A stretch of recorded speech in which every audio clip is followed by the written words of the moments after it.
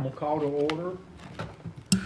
Start again here. I'm going to call to order the Rolesville Board of Commissioners work session, April 19th, 2022. Welcome, and welcome everybody that's in attendance here and everybody watching online. We got some business we're going to take care of, just informational tonight, but also we got some training we're going to do. And we're going to start off with that. Kelly, anything from you before we start?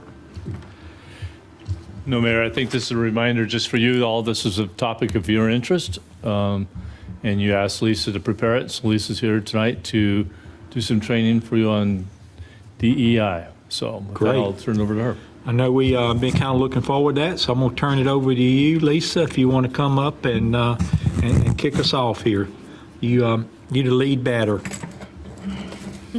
Oh, I can't wait to sink my teeth into that.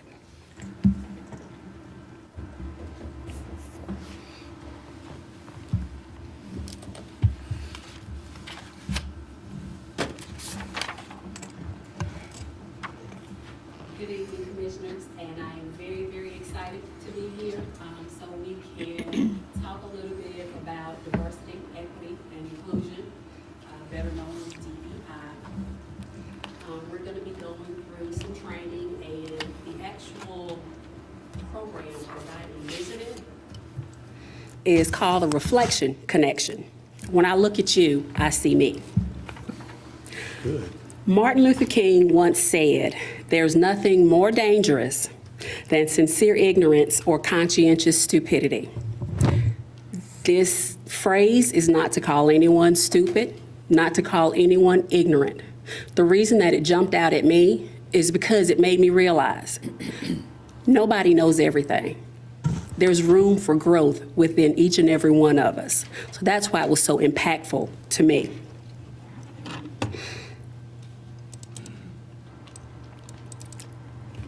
Sometimes when we talk about growth, the topic of growing pains comes into play. And usually when people talk about diversity, equity, and inclusion, sometimes that can pique some of those growing pains. Those pains may have come from something bad that happened to us or something bad that we did to someone else, whether intentional or unintentional.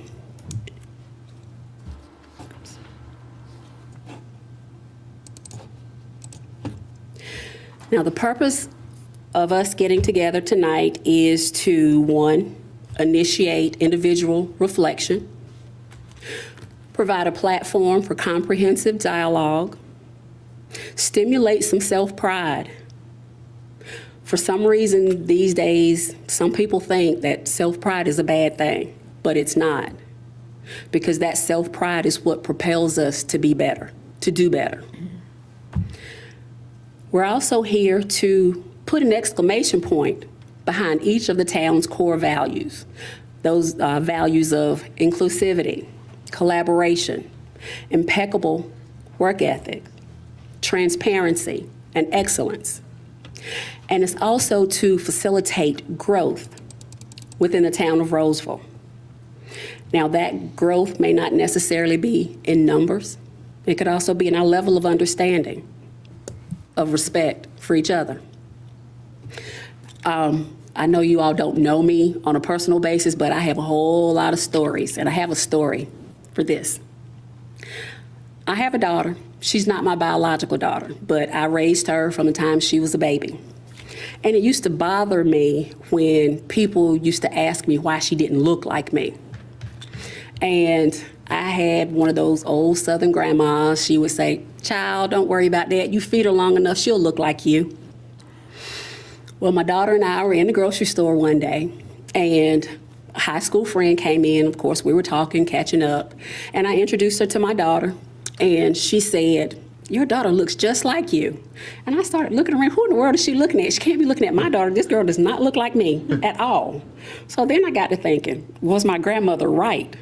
Did all that spaghetti that I fed her cause her to start looking like me? But then I thought, no, that wasn't it, because I raised her. I coached her. I encouraged her. So some of her mannerisms were similar to mine. But the whole time, she maintained all of those wonderful characteristics that made her that unique individual, that special individual. And diversity, same thing. Now, you all just adopted a diversity policy, and I'm going to read an excerpt from that policy. The town of Rolesville is committed to fostering, cultivating, and preserving a culture of diversity, equity, and inclusion. Our human capital is the most valuable asset we have.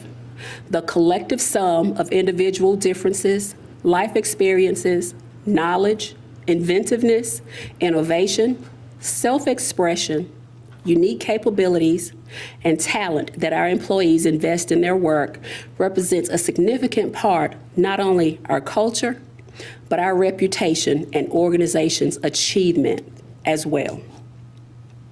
And I thought that was very, very poignant. And I did borrow parts of this from somewhere else, but I tried to make sure that I borrowed the parts that really showed who the town of Rolesville is. And I didn't say what, I said who the town of Rolesville is, because the town of Rolesville is you, Commissioner Sutton. The town of Rolesville is you, Mayor. The town of Rolesville is you, Commissioner Medley.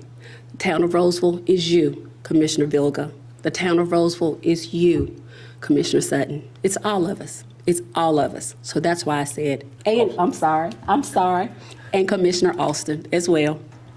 We're individuals, we're people. So that's why I said who the town of Rolesville is. According to Merriam-Webster, diversity is, quote, the condition of having or being composed of differing elements. Variety, especially the inclusion of different types of people, such as people from different races or cultures, in a group or organization. And of course, we have to look at equity. Equity in a workplace refers to the fair treatment and access, opportunity, and advancement for all individuals, regardless of position, regardless of status.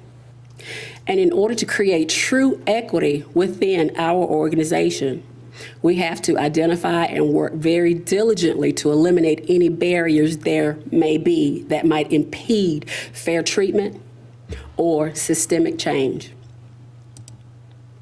And of course, we can't forget about inclusion. And the term inclusion describes the extent to which each person in an organization feels welcomed, respected, supported, and valued as a team member, because we are a team. We may have different titles, but that's okay, because it takes all of us, each and every one of us. We have to keep in mind that inclusion is a two-way street. There's a certain level of accountability on the part of those initiating the inclusion, as well as those who are being included. Not only do we have to be willing to welcome others, but we also have to be willing to accept the effort of others who are trying to include us and welcome us. That's why I say it's a two-way street. And organizational success, which we are going to have, which we do have, depends on this.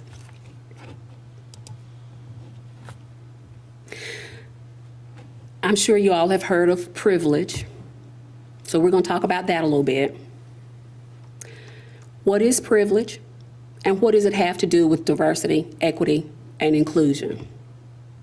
Privilege is defined as the advantages enjoyed by a group beyond what's available to others who are not part of that group. Privilege is usually institutional, and it's largely invisible to those who actually have it. What's the significance of privilege?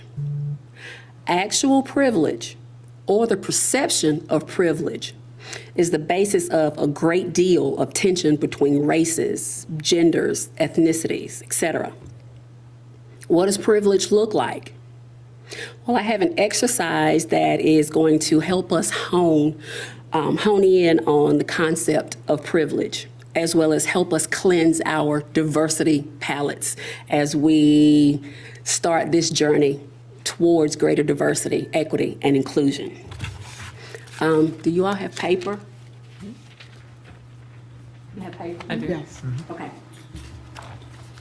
Ideally, the way the privilege walk works is everyone stands side by side at a particular starting point, and the narrator asks questions. And if your answer to the question is yes, you'll take a step forward. And that helps you get a visual of what privilege actually looks like, because you're physically moving forward compared to someone who does not have those same privileges, so they can't move forward. But instead of us standing and taking steps forward, we're just going to make tick marks on a piece of paper. So I'm going to ask you several questions, and if it applies to you, just put one tick mark. Now, this exercise is not to embarrass anybody. You don't have to share your final score if you don't want to, but I'm going to share mine just so you'll have something to compare. And if you need to have a question repeated or if you need clarification, just let me know. If you're right-handed, one tick mark. If you've never had your utilities turned off, add one tick mark. If someone else paid for you to attend college and not due to academic or athletic scholarships, add one. If you had health insurance and visited your pediatrician regularly, add one. If your primary ethnic identity is associated with the country in which you live, for example, if you live in the United States and your ethnic identity is American, add one. If there were more than 50 books in your house when you were growing up, add one. If you were never called names or never made to feel uncomfortable from jokes because of your race, ethnicity, religion, gender, age, disability, sexual orientation, physicality, or socioeconomic status, add one. If there were people who worked for your family to provide household assistance, such as cooks, gardeners, or nannies, add one. If you've never been ashamed or embarrassed by your clothes, house, or car, add one. If one or both of your parents or guardians had professional 9-to-5 jobs providing gainful employment, as well as allowing them time to spend with you, add one. If you have never been the victim of excessive force when pulled over by the police, add one. If you can show affection towards your romantic partner in public without fear of ridicule or violence, add one. If you never had to change your appearance or behavior to avoid being judged or ridiculed, add one. If you studied the culture of your ancestors in elementary school, add one. If you went to school speaking the primary language in which the courses were taught, add one. If you never had to skip a meal or were never hungry because there was not enough money to buy food when you were growing up, add one. If you were taken to museums, art galleries, or plays by your parents when you were growing up, add one. If your parents were never unemployed or laid off for any reason other than their own choice, add one. If you attended private school or summer camp or had a stay-at-home parent to care for you after school, add one. If your family never had to move because they could not afford the rent, add one. If you were told that you were beautiful, smart, and capable by your parents when you were growing up, add 1. If you were never discouraged from academics or jobs because of your race, ethnicity, religion, gender, age, disability, sexual orientation, or socioeconomic status, add 1. If you were encouraged to attend college by your parents, add 1. If you do not have a visible physical disability, add 1. If your family owned the house in which you grew up, add 1. If you do not have an invisible illness or physical disability, add 1. Wait, say that one again? If you don't have an invisible illness or physical disability, like some people may have seizure disorder or something like that, and you might not know that by talking to them. So that would be an invisible disability or illness. So if you don't have it, it's a 1. Correct. Okay. If you feel good about how your identities are portrayed in the media, add 1, such as female, male, black, things like that. If you feel good about how your identities are portrayed in the media, add 1. If you never had to wait more than 20 minutes to be helped in a department store, or if you were never followed around in that store because of your race, add 1. If you were ever offered a job opportunity because of your association with a friend or family member. Let me read that one again. If you were ever offered a job opportunity because of your association with a friend or family member, add 1.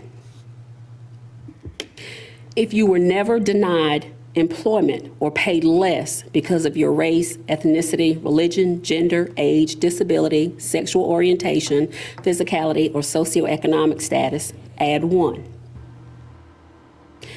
If you ever inherited money or property, add 1.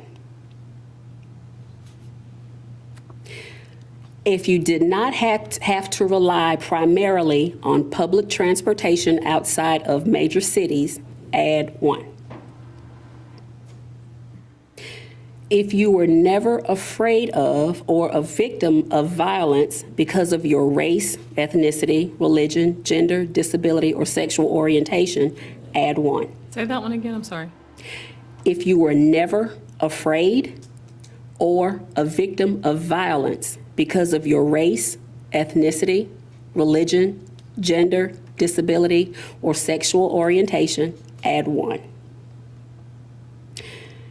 If you were never subjected to childhood trauma, such as losing a parent or sibling, or being the victim of abuse, add 1.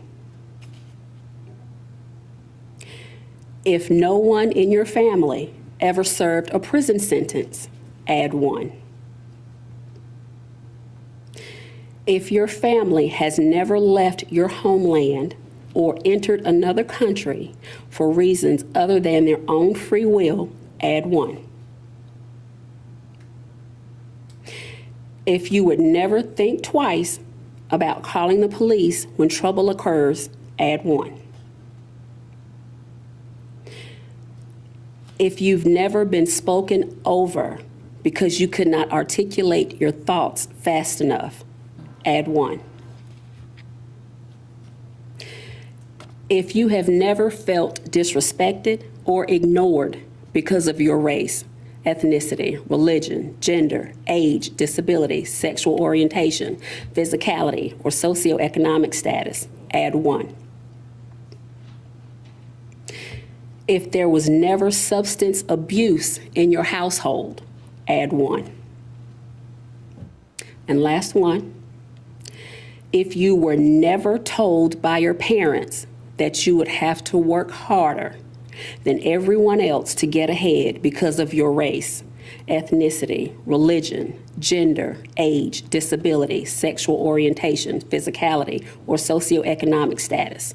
Add 1. Say that one more time, please.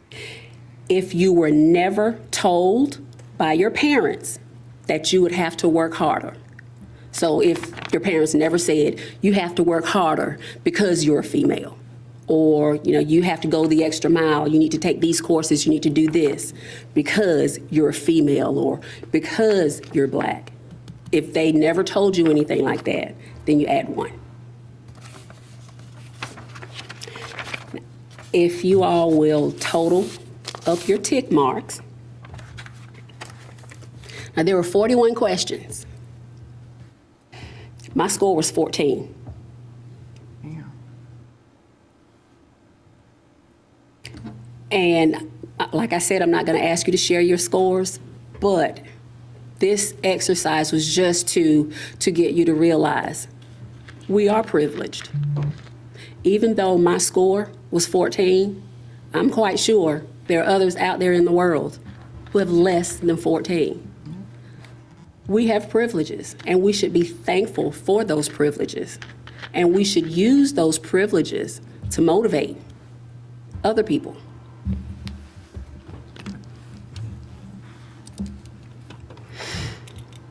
When we talk about diversity, equity, and inclusion, of course, it's based on certain differences.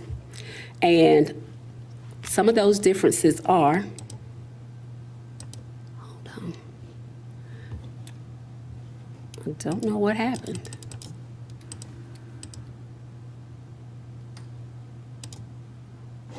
Let me go out and come back in. I will say, Lisa, It's working online, it's just not It is, following. it's not there, okay. I will add that some of those questions, I really couldn't answer a couple of them. I had question marks by. But it got real uncomfortable for me. Some of them, some of the questions. That's a good And thing. things I hadn't thought about, like, I hadn't ever thought about that. I'm gonna go off script for a little while. That's a good thing. Because sometimes when we're comfortable, we don't have a true awareness of the things that are going on around us. Sometimes that place of discomfort helps us to step outside the box. And we've been boxed in for so long. We have to step outside the box because we are all different. And if you take a minute to just talk to people, find out what their story is, then that'll help you become more comfortable, and it will also help that other person become more comfortable.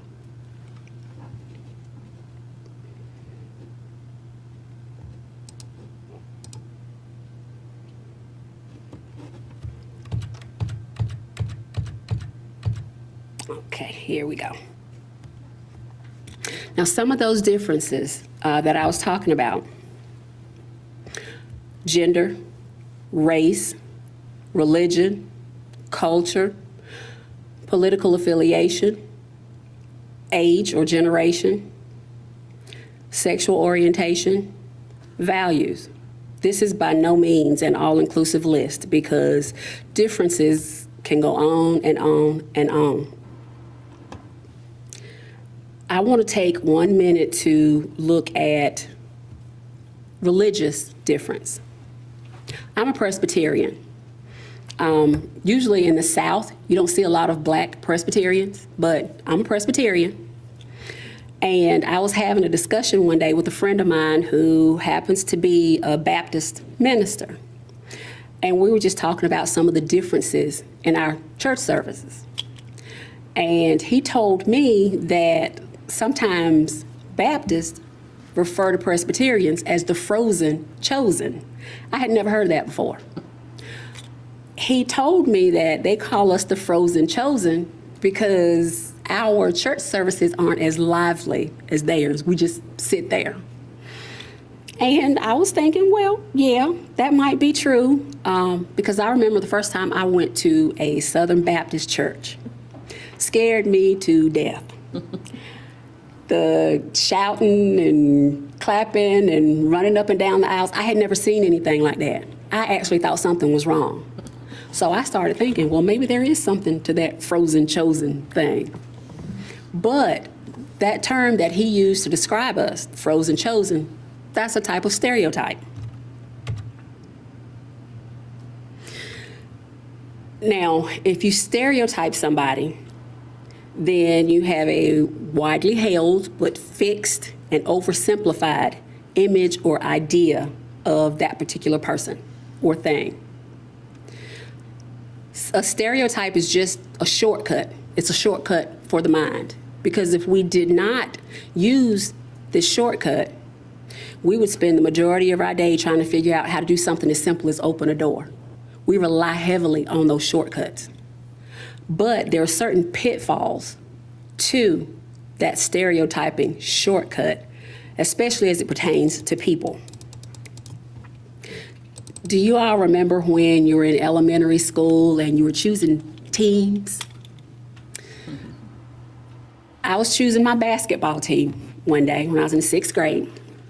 And there was a girl, her name was Phyllis. Even though she was in 6th grade, she was about 6'2". So I just knew I had to have Phyllis on my team, had to. She was the very first person I picked. I was really, really disappointed when the game started. And when somebody passed her the ball, she was scared of it. But I had a stereotype. Because she was so tall, I just knew she could play basketball. But she couldn't. I don't even think she could spell basketball. But that was a stereotype. Now, sometimes when you stereotype people, you can create some major, major issues. You can cause social or professional discord within the group or organization, create unfair expectations. That fosters a lack of cooperation. And then, of course, that leads to biases creeping in. And those biases can be intentional biases or unintentional or unconscious biases. And a lot of times when there are biases, then discrimination starts to creep in. And of course, we know that anytime discrimination creeps in, that's the beginning of the end.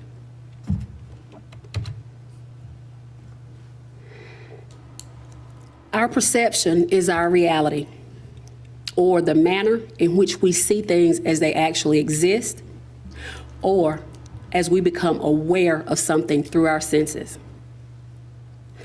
Stereotyping sometimes skews the process of becoming aware of something. Our perception of others is a key factor in how we behave and in how we interact with them. There are many factors that influence how we perceive others.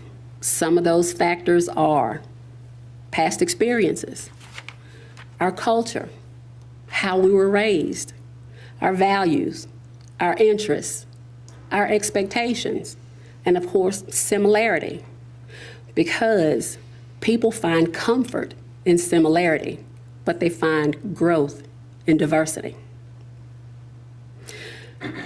This image is called the perception pyramid. And I was going to share a story with you about a job, but I'm not going to do that for time's sake. With the perception pyramid, the basis of that, the foundation, is what we think. That plays into what we say. And of course, that has everything to do with what we do. So all of these three things combined, that affects how others perceive us. Now, sometimes this pyramid can get turned completely upside down.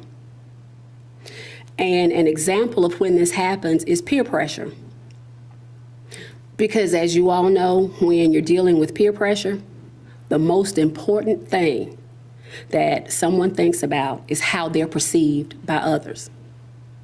That's their foundation. That determines what they do, what they say, and what they think. That's why we have to be very, very careful when it comes to stereotyping and how we perceive others and making those snap judgments. I will go ahead and share this example. Have you all ever went for a job interview? You wore the nice business suit, you answered all the questions correctly, you made eye contact with the panel, not to mention your years of experience spoke volumes. When you left, you just knew you had a new job. You were ready to go home, write your resignation letter because you couldn't wait to give your supervisor that letter that says, I'm out of here. For the next couple of days, you're skipping around with that big old Kool-Aid grin, all was well with the world. But then you get that letter that says they selected another candidate. You were in heaven for those couple of days based on your perception of how that interview went. So that was your reality. Even though it was short-lived, that was your reality. So like I said, sometimes our reality may or may not be what's the truth. But when we're dealing with people, we can't make those snap judgments because it's too important. Why are diversity, equity, and inclusion so important to the town of Rolesville? Not just as an employer, but also as a provider of services. Because diversity will generate different perspectives, which leads to faster problem solving. It'll increase creativity, which will lead to a higher level of innovation, better decision making. More employees will engage by providing honest feedback so we can make the town a better place to work. That will reduce employee turnover, and it will eventually get out that the town of Rolesville is a great place to work. That will lead to those highly qualified, highly motivated candidates applying for and being selected to fill the job vacancies that we have. All of this leads to increased profits. And I'm not necessarily defining profits as revenue or money, but profits can be increased employee morale, better employee retention, excellent customer service that we provide our citizens on a daily basis. But at the end of the day, perceived inequity not only kills morale, it also undermines the organization as a whole. Every individual is uniquely awesome and awesomely unique. Everyone plays a role in the progress of our organization, of our team, by contributing their talents and their hard work and their God-given attributes that are so great. We have to encourage each other to weave our individual talents and ideas into this beautiful tapestry of acceptance and hang it for everybody to see. Because it says, welcome to the town of Rolesville. This is a great place to live and a great place to work. Now, our strategic plan is based on these core values. Those core values are inclusion, collaboration, ethics, transparency, and excellence.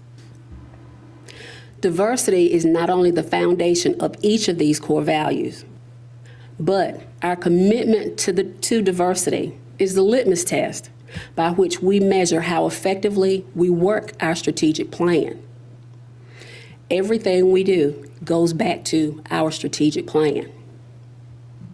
And if diversity permeates each and every one of those core values, it's definitely important.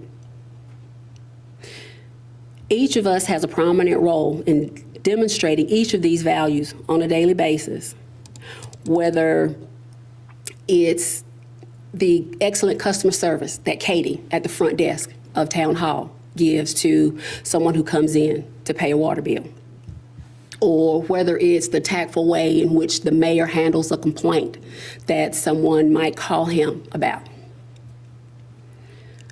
So, what does any of this have to do with diversity? And the answer is the level of understanding that we have of people's differences makes for a more respectful, understanding interaction. Now that we see that it's possible for all of us to have unintentional biases, what are we going to do next? Since I like to eat, as you can tell, I like to use a cooking analogy. And we're going to look at the ingredients for a pound cake. 4 main ingredients, very, very simple. Butter, flour, eggs, sugar. Now, if that's all we had in our cake, it would not be very good, and I don't think that would be one I would want to eat. So that's why we have to add evaporated milk, vanilla, baking powder, and salt. The milk and vanilla give it extra flavor. Baking powder helps the cake to rise. The salt adds balance to the sweetness of the sugar. After you've added all those ingredients together, you pull out the blender and you mix everything up. But wait, there are some other things that we need in order to make sure our cake is fit for human consumption. We have to make sure that we have the correct pan. We don't want a pan that's too big because that'll cause our cake to be too thin. We don't want a pan that's too small because then everything would ooze out the sides. So we have to make sure that we have the very, very pan that would facilitate a cake that is fit for human consumption.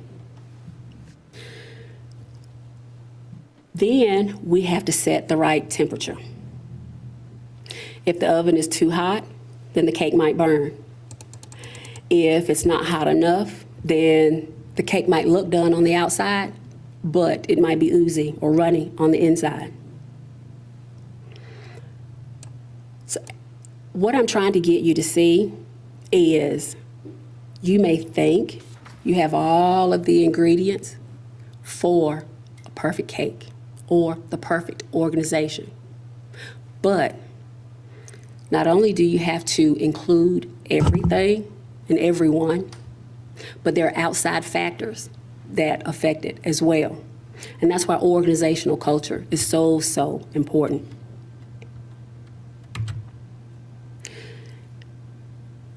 We may not always get it right, but that's okay.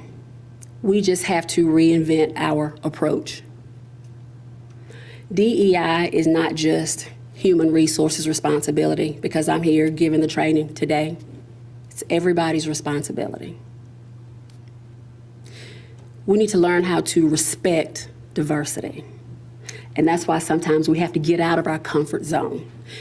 It's okay to feel uncomfortable, but we lean into it and we work through it. It takes a group effort. And I know you've all heard about the great melting pot. I like to think of diversity as a mosaic. If you have this big old melting pot, everything is thrown in together, nothing really stands out. But if you have a mosaic, you have all different shapes, sizes, colors. That's what actually makes it beautiful, those differences. And also we have to realize that people are our core resource. Whether those people are employees, whether those people are citizens, people are a core resource. We can learn from people who are different from us. And that's what life is all about, learning and growing. How do we get it right?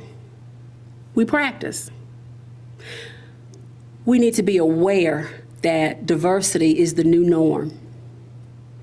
Over 50% of every baby born in the U.S. is multicultural. Millennials are the most diverse generation to date. Be yourself. Learn to be comfortable with the attributes that are uniquely yours, that make you uniquely awesome and awesomely unique. Show up with your whole self and let the world know that you're here and you're ready to contribute. Check your biases. You can go to a website called projectimplicit.com and it shows you pictures. And depending on how long it takes you to respond to one of those pictures, it can help you identify whether or not you have an unconscious bias. After that, you can work on something you may not have necessarily known that you have. But once you realize, yes, I do have this implicit bias, let me work on that. Let me do something a little different. You can also go online to 23andMe or Ancestry.com and check your DNA. Very simple. They send you an envelope. You do the cheek swab and you send it back, and then they'll respond to you with your lineage for many, many, many years. And if you do that, I bet you'll find that you're related to some people who may not necessarily look like you. Also, now that COVID restrictions have been lifted, maybe you can eat out more. Go to a different type of restaurant, Mongolian, Korean, Chinese. Taste those different spices. Talk to the staff. Listen to different music. That way, all of your senses are on point. Also, focus on women's organizations and initiatives. Studies have shown that women are the most underutilized resource on a global scale. Gay and lesbian issues are civil rights issues. Same-sex marriage is legal in 37 states now. Also, be a little bit more cognizant about hidden handicaps because they're more common than we realized. 96% of people with chronic medical conditions live with an invisible condition, something that nobody knows they have. These conditions include chronic fatigue, fibromyalgia, seizure disorder, or there may be some mental conditions that we are not aware of. We just have to be more respectful to everyone that we come into contact with because they may have internal struggles that we know nothing about.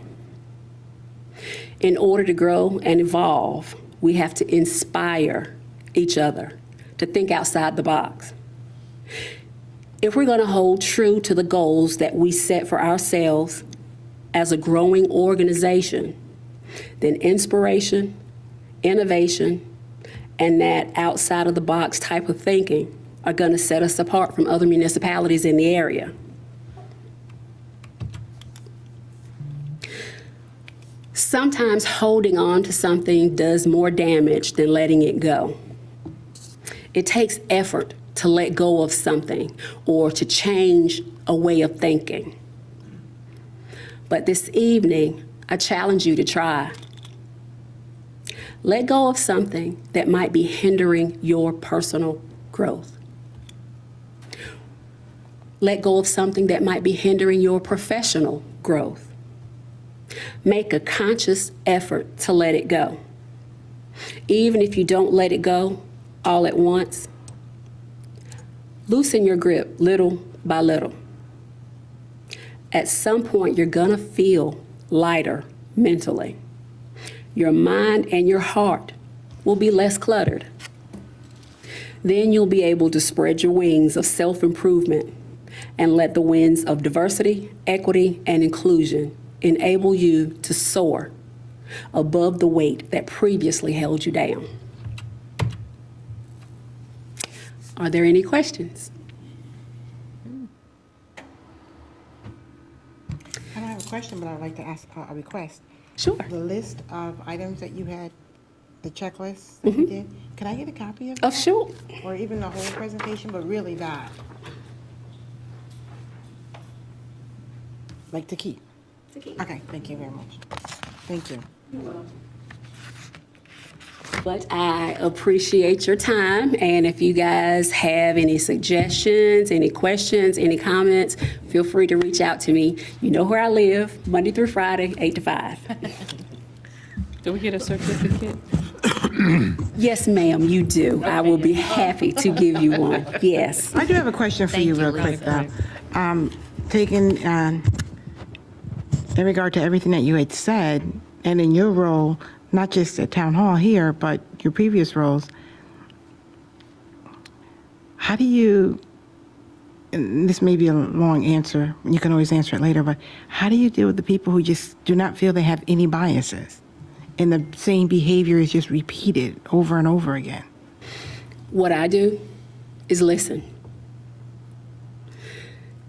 And if I listen long enough, I'm going to find something that I can connect with that person about. And once I make that connection and that person realizes that we have something in common, then they're more apt to maybe listen to what I have to say or consider what I have to say. It's all about listening. For me, anyway. Any other questions? Any other questions? Dan, are you okay to hear okay? Were you, I don't know if you can Yes, sir. speak Yes, or not. sir. Ms. Lisa, great class. Thank you. You're welcome. You're welcome. Certainly echo what Dan says. Really great, Lisa. Learned a lot. You know, I tried to think of what's the takeaway, if I could take one thing away. And maybe the last thing you said, let it go. Maybe that's the one for me is, you know, I'm gonna get hung up on so many things in life that, you know, just let it go. And that's exactly why I chose that slide for the end, because people have so many problems letting things go. And they're not able to do it all at once. That's okay. That's fine. But just loosen the grip a little bit. Right. Thank you so much. You're welcome. Appreciate that. That was a Thank you, very Lisa. good job at that. And I just wanted to add one thing because Commissioner Medley asked about the bias. How do you help somebody with the bias? I know there's a bias test you can take that I've taken in the past. It's been a long time, a lot of years. But there's a bias test, and I don't remember IAT. There's different ones out there that you can actually take a bias test because sometimes we don't realize what we're biased against. Could be different things. So there are tests you can take to check your own bias to see if you are biased. And that website, projectimplicit.com, that actually helps you. It helps a lot. You can log in as a guest, and it doesn't take long at all, but it'll show you different pictures, and you click on those pictures, and that helps you determine if you have bias. Bias. Good job, Lisa. Yeah, thank you. I echo that. Very good job. Appreciate that. I know you shared the list with Michelle, but all of us just maybe just a presentation too. I mean, you know, that would be good to review that every once in a while. So, thank you very much for that. All right, next item is budget. I guess Kelly, you and Amy is going to tag team that budget presentation, or Yes, I'll introduce it. okay?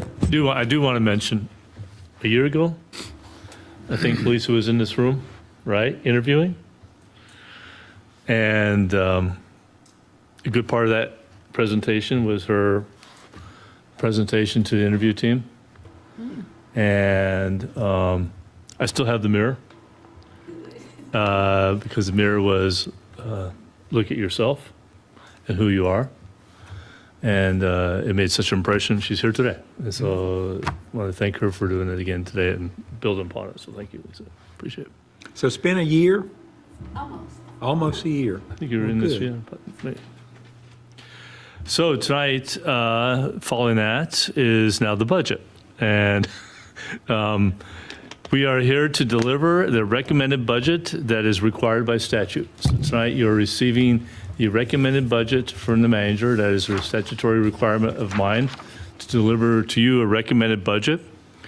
What you'll hear tonight is very much picking up from what we did in our retreat for our strategic plan, the theme of future forward, and how we are moving forward as an organization, as a community, in many of our things that we're doing, particularly our strategic planning elements and how this budget relates to that.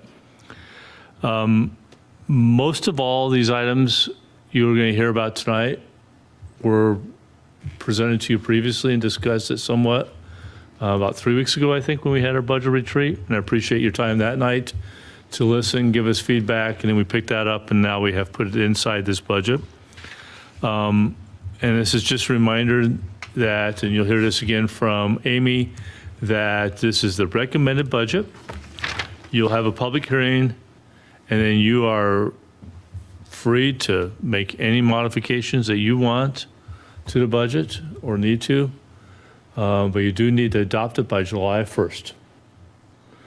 So with that, I'm going to turn it over to Amy and let her do the presentation of the budget. I have a few extra papers.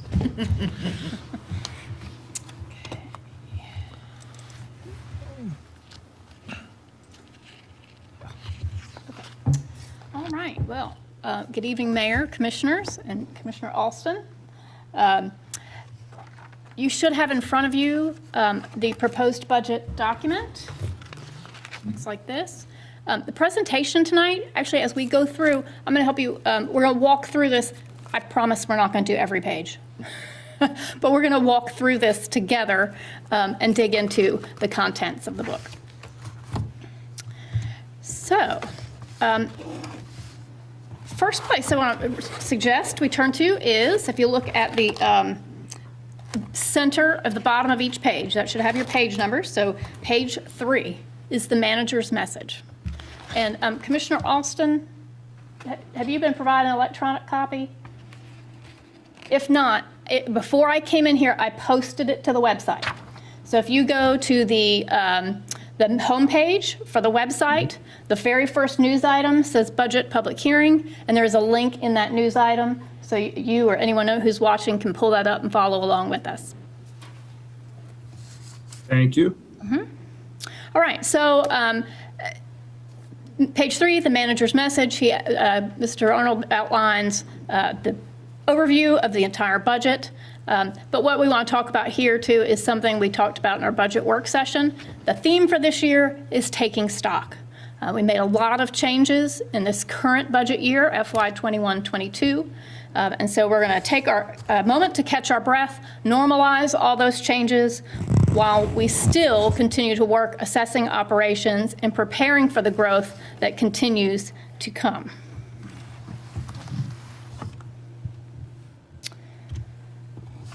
If you'll turn ahead a few more pages, page 10 to 15.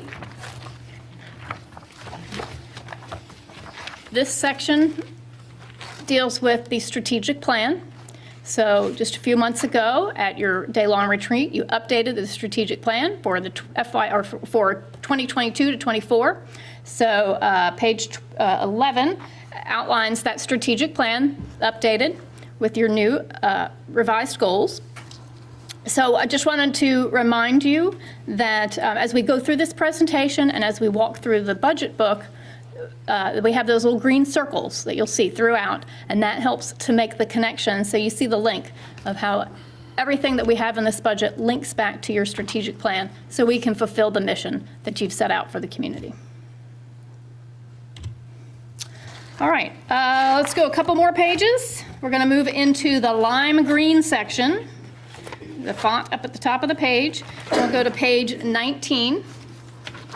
That's the budget history. That chart is very detailed. You might want to take a look at the slide that's on the screen, a little more summary level. The main thing I wanted to point out here is new funds. That's exciting for those of us in finance, perhaps not as exciting for others. The only two funds that we budget are the general fund and the capital projects fund. But I do want you to know that we have created several new funds over the past year, one having to do with the American Rescue Plan, the $2.7 million we're receiving from the federal government. We need, the Treasurer's Office is saying we need to account for that separately, so that's a new fund. And then the LAP Grants Fund with the big Main Street project, because of all the federal money involved with that, we're accounting for that separately. It's a very complex project, a lot of pieces. So not as important right now, but I want you to know that they're there, and we'll see them again 6 months from now when we have a report from the auditor on the financial statements. You'll probably see some numbers with that when we start getting into actuals. But again, what we're going to talk about today is the general fund and the capital projects fund. Overall, the general fund has an increase of 2.8%. General fund, again, is where you have your operating expenditures, and it is adopted through an annual budget ordinance. So when you adopt a budget ordinance for that fund, all those appropriations expire on June 30th. They're only good for 1 year. The capital projects fund is where we have the large multi-year capital projects. And that budget is adopted, most of those budgets are adopted using a capital project ordinance. If you remember a few weeks ago, you updated the East Young Street sidewalk capital project ordinance. Again, it's a multi-year, long-term project. All right, we'll flip a couple more pages to page 22. And you see the slides on these next 2 pages. One is for the general fund revenues, which you see here. Not a lot of change over previous years. Ad valorem taxes, or the property tax, remains your largest source of revenue. That is 54% of your operating revenues. And taxes and licenses, 23%. The vast majority of that is sales tax. On the expenditure side, again, not a lot of changes over the years. Public safety, police, and your contribution to the fire department, by and large, the largest section of expenditures. Public works and solid waste come in second in terms of your largest areas. Now, these last few, at the very top left, you see debt service, capital, and reserves. So that's your contributions to your capital program and debt payments, and that takes up about 13% of your operating budget. Okay, so kind of following on to our Human Resources Director's presentation, I did make note of something I thought was really important, and my takeaway from her presentations. It was the statement from the diversity policy. Our human capital is the most valuable asset we have. And that is certainly true when it comes to financial resources as well. The $12 million general fund budget that's being proposed, over $5 million of that goes to salaries and benefits. So that's over 40% of your budget goes to those human capital assets that you have. So quickly reviewing what's going on with employee benefits. Again, this is that year of taking stock, reflecting on where we are, planning ahead. So there's only one additional position in this proposed budget, is a communications specialist position. We're anticipating it to start this coming year as a part-time position with benefits, with the idea that over time this would eventually evolve into a full-time position, but initially starting as a half-time position. Okay, and then getting to that $5 million piece is employee pay and benefits. So pay, actually we're going to pause on that because we're going to talk about that more in the next slide in detail, but also wanted to mention there's no overall insurance premium increases. Some are going down, some are going up, but overall no change in employee premiums. So that's the second year in a row we've had that. So that's great in terms of our employees and how what a good stewardship they're using in using those benefits and being able to keep those premium rates at a steady amount. I have a quick question for you. In regards to the property tax rate. I really thought ours was, I mean, I know where it is, but I thought that some of these here towns on here, some of the other I municipalities. can't hear you. Oh, I'm sorry.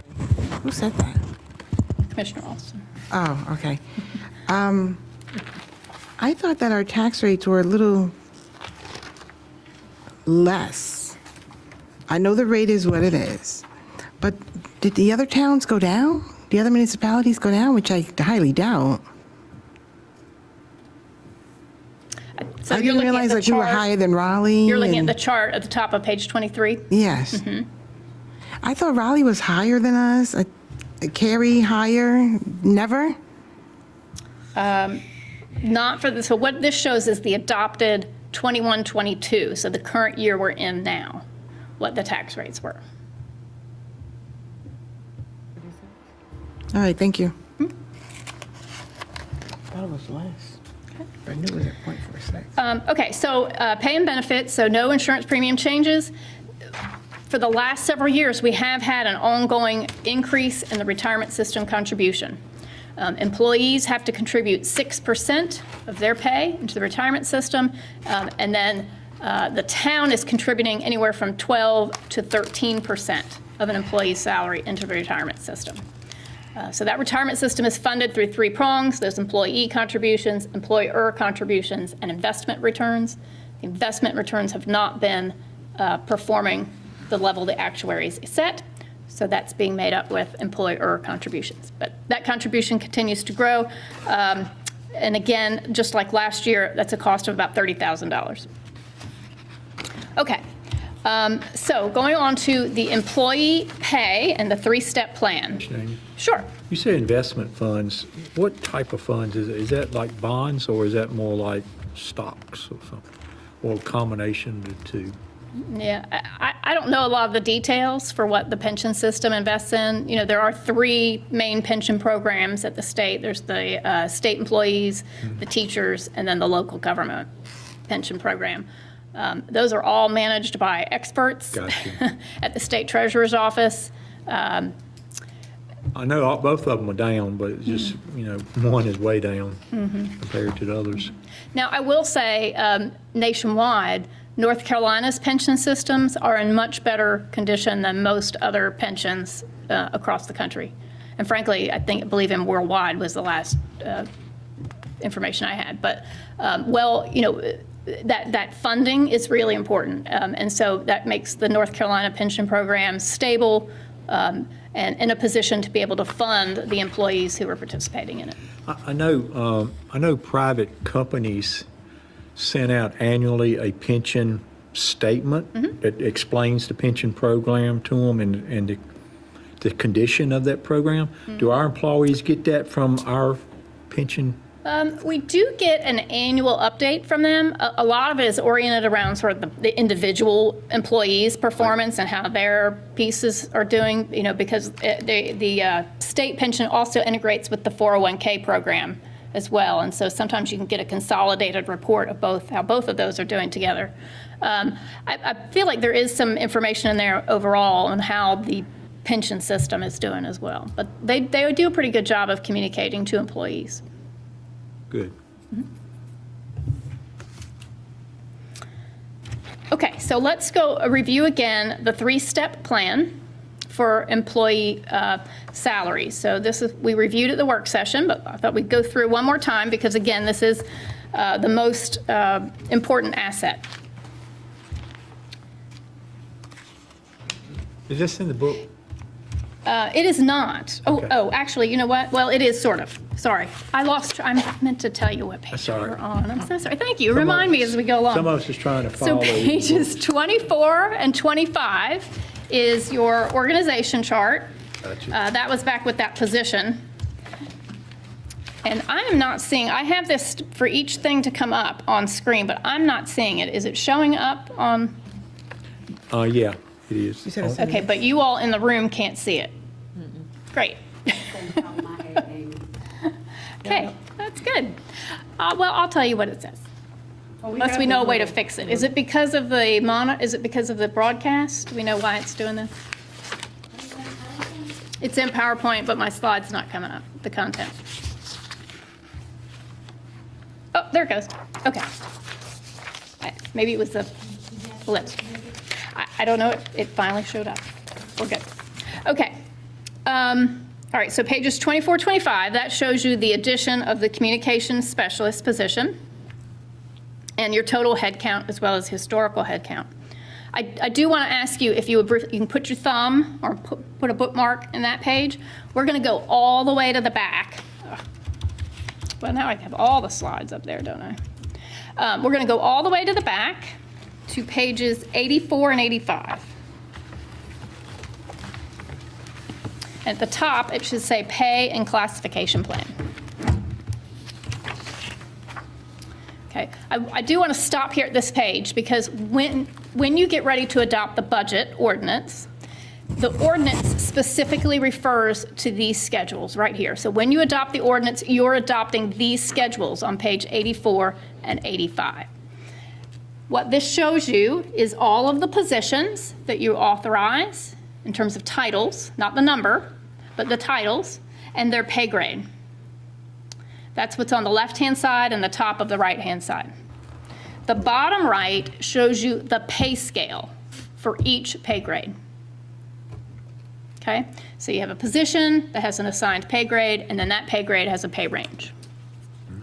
So again, when you're adopting the budget ordinance, you're adopting this schedule.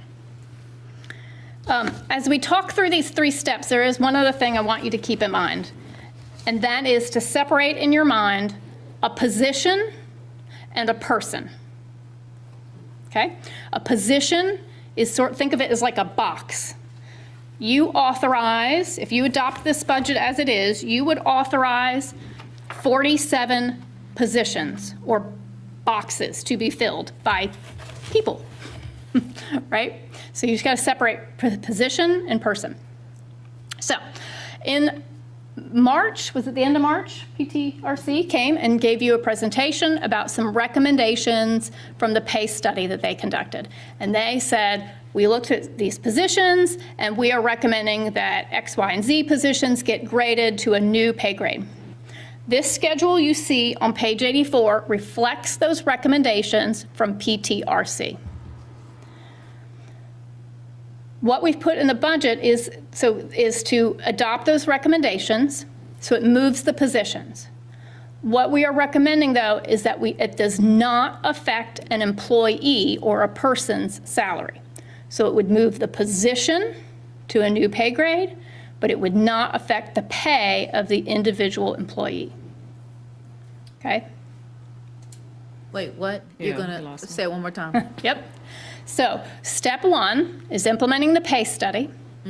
What we're recommending through this budget is that we implement the pay study, moving the positions, the empty boxes, moving the positions to the pay grade that is recommended by the consultant. But leaving the employee's salary where it is. It would have no effect on the employee salary, The current employee. the current employee's salary. But if we hired someone new in that position, it would apply to them. Yes, now, it will apply to the current employee if that current employee It's not. is making less than the minimum pay Gotcha. of the new position, pay grade. Gotcha. Okay, does that make sense? Yeah. Again, it goes You're back. saying yes. it's not an automatic change for everyone. Right, that's right. So it moves the positions where the consultant says they need to be, or it's not going to affect the individual employee. Now, when we did this 3 years ago, we did make that kind of implementation. We did affect the employee. But as Ms. Alston mentioned at our budget workshop, we found that to implement that wasn't going to be an equitable solution for the employees. Because some people were going to be moving multiple steps, some people got nothing at all. And given our current inflationary environment, we thought what made more sense would be to do a market adjustment for everyone. Okay? So this then affects, again, this is the position, this is where it affects the person. Not the position, but it affects the person.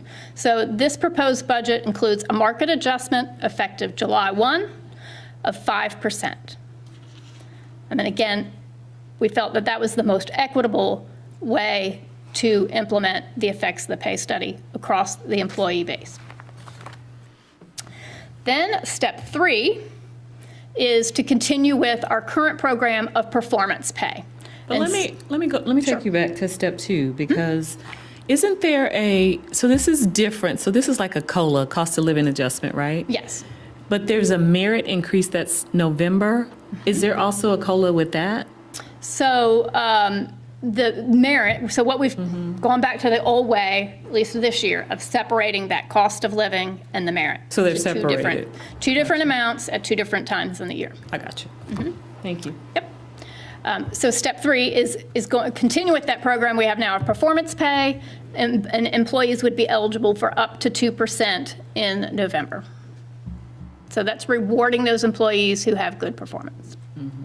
Okay. So again, some of the things we kept in mind here, we wanted to make sure there was an equitable way to do this. We've got inflationary pressures that are hitting all of us. And we're also monitoring what our neighboring communities are doing as well. We feel like this is pretty comparable, but keeps us at a good place in terms of market competitiveness. Okay.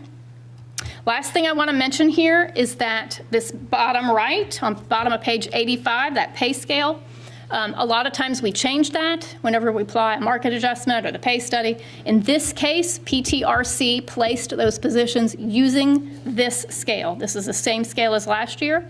So we're recommending that that scale not change for the new year.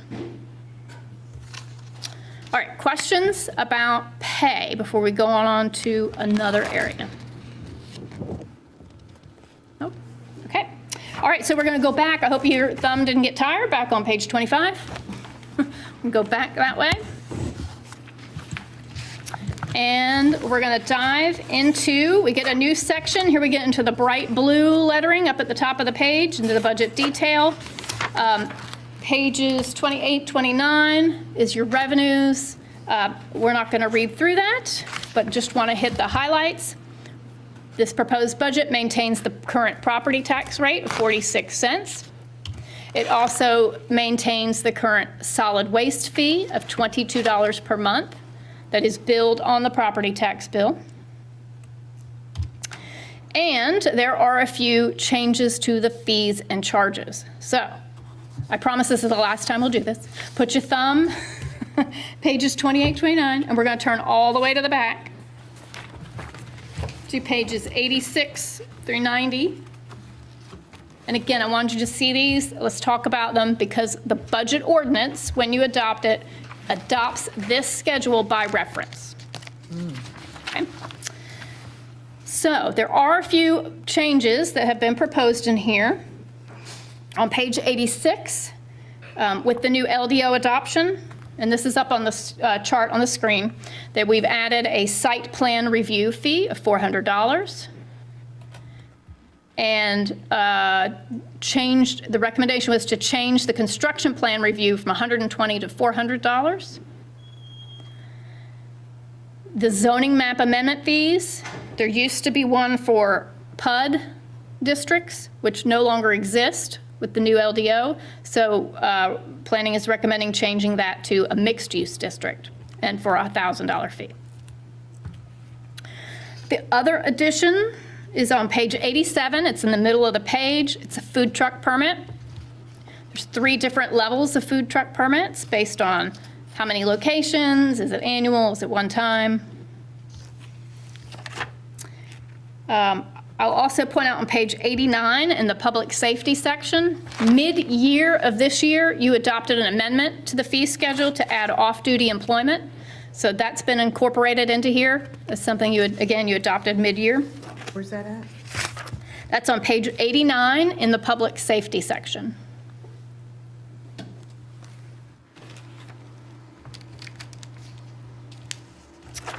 And then finally on page 90, in the section for sponsorships, there has been an addition to say that sponsors of 5 or more teams in one athletic season would get a 10% discount.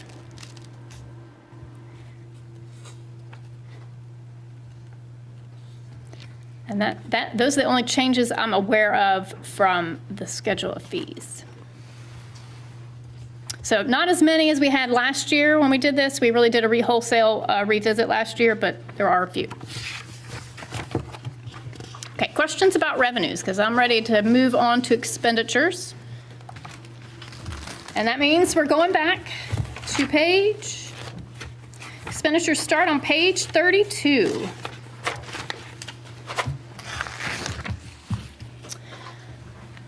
So I've grouped these sort of by functional area. So first we're going to start with general government. General government covers the governing board, administration, finance, and HR.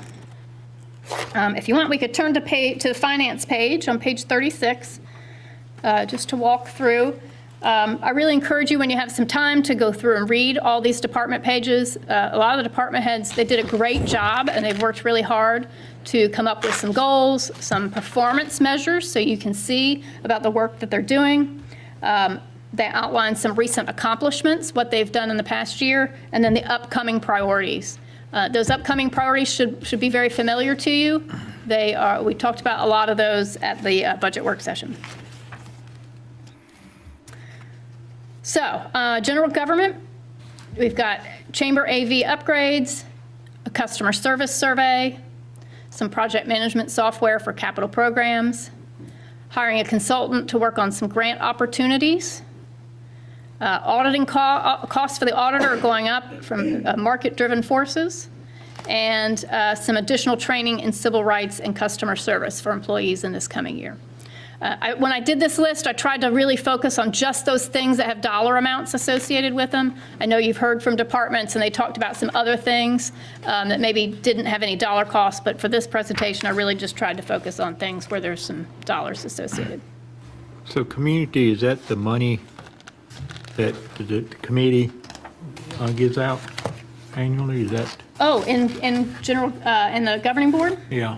Yes, that community line item, that's the money for the external agencies to provide those opportunities for them, the small Right. dollar opportunities. Mhm. So we generally Is try that to. new being in this section? Because I never remember being in government before. Yeah, it used to be in special appropriations, but we were trying to turn that into more capital and debt, and we moved all Gotcha. these out into other areas. And the contracted services, I guess I'm following the line there. It looks pretty high, but I guess that's a number of different contractors. So the bulk of that is the East Wake TV contract to broadcast these meetings. And every other year, it's the cost for the Wake County to hold the election. So that's why you see it kind of jump up, fall down, jump up, fall down. So I was thinking, only thing I see is expenditures.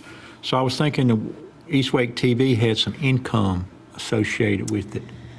So that's showing up just in another place then. Yeah, so actually, we receive that. There's some income, it comes from the state, the PEG money.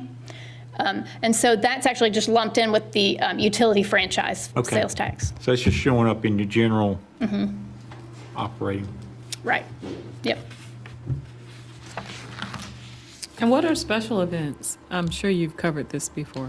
Oh, yeah, that's probably a bad name. I think I did rename it somewhere else, but that's really more of the retreat. When we went and had the day-long strategic planning session, there's some costs associated with that. Extra dinner, Volunteer dinner, things like that. holiday dinner. Yep. Employees. Yep. And training and travel, that's for commissioners and the mayor? That's right. That's that cost annually? Yep.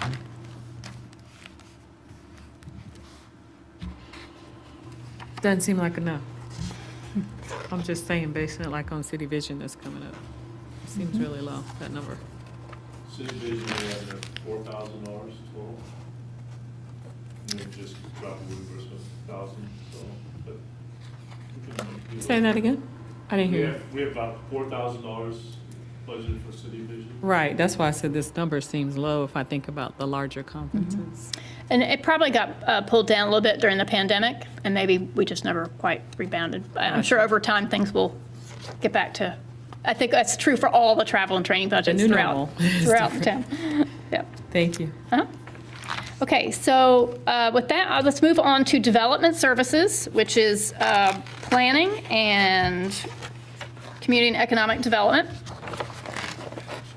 Pages 40 to 43. So a few of the highlights we have going on there is updating the comprehensive land use plan, last adopted in 2017. It's time for, we're calling it a minor update. So not a complete redo, but a refreshment of that. The corridor traffic study for Averett, Young, and Rolesville roads. Planning Department is requesting some new development review software. If you remember, Meredith had that photograph of the whiteboard and the big piece of paper. Very impressive, but they would like to have some software, I believe. There's some funds set aside to as we work through that commercial growth feasibility study, determine what the next steps are coming out of that. There's some support for the Downtown Development Association and the Chamber of Commerce to continue those relationships. Have we changed the name for the planning? Are we using development services? Well, I Instead- grouped these, I used the terms that are actually used in the financial statements. Oh, gotcha. Because it groups together multi-departments into kind of common categories. Gotcha, So that's why I okay. call general government, and then development services is planning and economic development. Gotcha as well. Okay. And it'll make a whole lot more sense when we get to the next one. Gotcha. Public safety, that's both police and fire. So but we can go back. Planning, we don't have plans to do the ETJ extension. Or is that more, so just in the planning department, probably? Yeah, again, where I put in here, I was really looking at things that had dollar amounts Right. associated with them, not, and less focused on some of the work items. I believe we do talk about the ETJ expansion back in the strategic plan progress report, so that is still on the menu. And I imagine we'll probably do that in-house. If we don't do it in-house, we have to kind of figure out maybe how to budget amendment for that or something, but. Thank you for clarifying that. Why is postage so small and non-existent in the future? Yeah, we have toyed, we have a postage machine where you sort of can track. We would have to get an upgraded postage machine to track based on department usage, and we're just not at that point yet. We toyed with it a few years ago. If somebody has a big mailing, sometimes we'll track that because we have to go buy special postage, or sometimes somebody has a special mailing they need to do, they take it to the post office. So it's little used, but we want it there for the future as we go into better cost. So it's all under administration then, probably, It's in finance. All the postage is in under finance. finance? Gotcha. Yep. All right. Anything else with development services? I have a question on the actual, I guess, sheet over here on sure. page 41. Okay. So contracted services and development review services, is that engineering? What exactly are those services for? So let me get out my cheat sheet because I want to make sure I say this right. So contracted services typically are things that expenditures that we don't turn around and bill to someone else and recoup the cost. For instance, the comprehensive land use plan update. There's not some developer we're going to turn around and bill that to. Right. Right? Things that are in the development review services, those are generally things that we do turn around and bill the developer for. For example, developer comes in and submits plans, and we have to have our contracted town engineer review those plans. And if that person spends 5 hours on it, we get a bill from them for 5 hours. We then turn around and bill the developer for those 5 hours. So these aren't true expenditures? I mean, because we're reimbursed for some of them. We get the money back ultimately because there's a revenue line item that reflects where we get the revenue. Yeah, and I guess- But legally, in order for us to spend the money, there has to be a budget it. appropriation. Gotcha. It just stood out as a big number. Yeah, and It's good to then hear. that's why it jumps around. You actually did a budget amendment a few months ago where the current year, where it's at 145, yeah. we needed more money.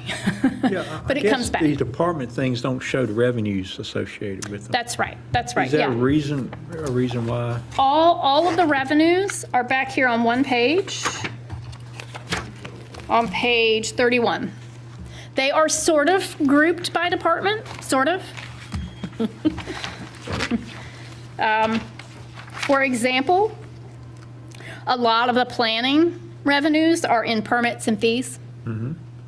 A lot of your parks and recreation revenues are down under sales and services, right? Solid waste is there too, and the police off-duty. We were talking about the off-duty pay in the schedule of fees. Well, this is where it comes in, those special police services, that's where that off-duty revenue comes in. But if I'm a citizen reading this, I don't know that I'd be able to deduce that, what you just shared. Yeah, So would it be possible to show that the revenue by department, or is it not feasible? I mean, yeah, let me think about that for a little bit. I mean, it would, even if you had to reference it to Sure, say, some sure. type of footnote to say, you know, there are revenues, because I just, like that 325,000, I wouldn't have guessed that off the top of my head. We typically don't see that in a budget presentation. Right. You might see it somewhere more like in a Parks and Recreation type thing, where you have a cost recovery. Right. Where you're trying to meet a certain cost recovery policy. You typically don't see it so much in development Do we see it services. in the budget reports? Is it a better comparison in budget reports? We have all planning. Yeah, we're not really making those one-to-ones. Yeah, I mean, typically, the only places where you really go for cost recovery is solid waste, right? Because whatever you collect on those solid waste fees, you have to spend on solid waste. Parks and Recreation sometimes will have a cost recovery policy, so you see it there. And then building inspections, because that's one of the things the General Assembly is really interested in, is to make sure that you're not collecting more in building inspection fees than what it costs you to run an inspections department. Right. But that's not really an issue for us. You know, we do get some of these revenues back. Like I said, we turn around and bill. Right. But that's sort of unusual for us because we contract those services out. We aren't like other units of government where they have employees. Or they have an engineer They have that's doing it. exactly, Gotcha. exactly. In that case, it's a little squishy to match your revenues and your expenditures. So I'm just saying, if I'm looking at this as a citizen. Sure. It looks like planning expenses are $958,000. That's not, in essence, that's not completely the whole picture. There is some revenue that yes, they bring in some revenue that's So if not there was a totally way to show reflected that, I there. think it would be helpful to call that out. Yeah, let Even me- if it was an yeah. asterisk, I don't know Yeah. if you could use that. No, yeah, let me Call think it about out. that and figure out how we might be able to work and that in. I don't think to it make has. that bigger picture. I don't think it has to be every item. Right. If it's just could be a, you know, a Just an acknowledgement. Acknowledgement yeah, that that, just a high-level planning department. This like is you the net. referenced us back to that Sure. sheet. You Yeah. could reference them A to lot say, of these the- are the type of services we do get reimbursed type. Yep, okay. That's good. So I think the fires a wash are pretty close, right? You know, revenues versus expenditures that we give them, fire department. Fire department. The revenues that we give them. Our revenues, what we collect goes all through the fire department, so that should be pretty close to a balanced, right? Yeah.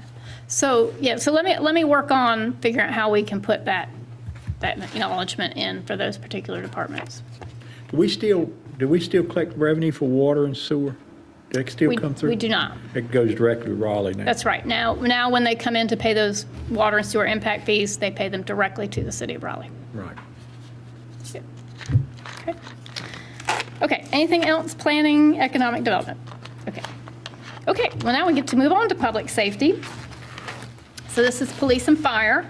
Police does have in there to conduct an organizational assessment, look at their operations over the next 3 to 5 years. This is particularly important as we think about the potential capital project out there in the future with the police station. They have funds to replace their body-worn cameras and their duty weapons. Oh, I'm sorry, we're on pages 44 to 47. On the fire side, again, this is the cost share, the town's cost share. The county and the town cost share the operations of the Rolesville Rural Fire Department. Their budget, they have a battalion chief, an administrative vehicle, some other equipment, and of course, the most important thing, we're going to continue working on this unification process with the goal of unification of July 1 of 2024 and bringing the fire service into the town as a town department. So this page is a little busy, but I'll walk you through the fire department page briefly. On page 47 in particular, the very top section where it says town expenditures for fire-related services. So that's what's showing in the town's budget, right? When you adopt the budget ordinance, it's going to show that number over on the far right there at the top section. The middle is a more comprehensive view of the Rolesville fire, or RFDs, budget as a whole and includes the county contribution, the town's contribution, and any money they get from anywhere else. That's what that middle section is. And then the bottom is just some information in terms of what their personnel that are authorized in that preliminary budget, as well as the operating capital and debt. So this budget, the middle section and on down, it's a preliminary, those are preliminary numbers for right now. There's a lot of work outstanding still. Wake County's doing a lot of pay studies. We don't have the final numbers for that yet, so I did my best guess with some of this, for some placeholders, because I know there's some pay increases that are coming. And the big note here is that the final approval of that budget for the fire department is dependent upon Wake County's concurrence. So this goes through their process. They've got, I'm still learning that process. They've got fire committees, and eventually it goes to the Wake County Board of Commissioners for their approval. Does the county support go to the fire department, or does it come here The county's support goes directly to the fire department. as of now? But will it always pending the outcome of Can't hear you. So let's assume the unification happens July 1 of 2024. With that fiscal year, what would happen is the county's funding would come here to the town of Rolesville, and then the town would have to budget the entire operations Gotcha. for fire service. Okay, thank you. So again, that's when we'll have to add that acknowledgement to the fire page when we get there. Lots of notes, footnotes. Okay, all right, so next is Public Works. This includes Public Works, the Powell bill, and the solid waste on pages 48 to 51. They, Can Sure. I ask you on the fire, on the debt, yes, would you mind adding how many payments are left on each one of those debts? In town only? Yep. Would that be something we could keep track of? Right here? Thank you. yep, Payment of such and such. yep. Okay, Public Works, they also are requesting some work order software, working on a stormwater maintenance plan. That's part of a multi-year effort. Started with mapping some of the stormwater facilities in town. Now we're talking about developing a plan to maintain those. They've got money in there to replace a utility truck. It's a pickup truck. They would like to replace it with something like we have up on the screen. And a mower is due to be replaced as part of the regular maintenance. Powell bill has a crack seal program for street maintenance to make sure that we are keeping up with street maintenance and hopefully being able to put off some resurfacing. And then also proposing to continue the current contracts with solid waste and yard waste vendors. So I imagine you would see a contract renewal for GFL on upcoming agenda in the next month or two. So that'll be in place for July 1. All right, next is Parks and Recreation, pages 52 to 53.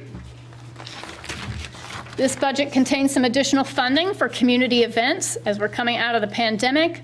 They're looking forward to putting on some additional events, as well as making sure that the 4th of July event remains fully funded. And they're continuing with the replacement and new signage for parks and greenways. It's directional signage, park rules, that sort of thing, helping with the appearance of the town. So this is where we start to make the transition from the operating budget in the general fund to the capital fund. So on the next page, page 54, this is the last page of the general fund.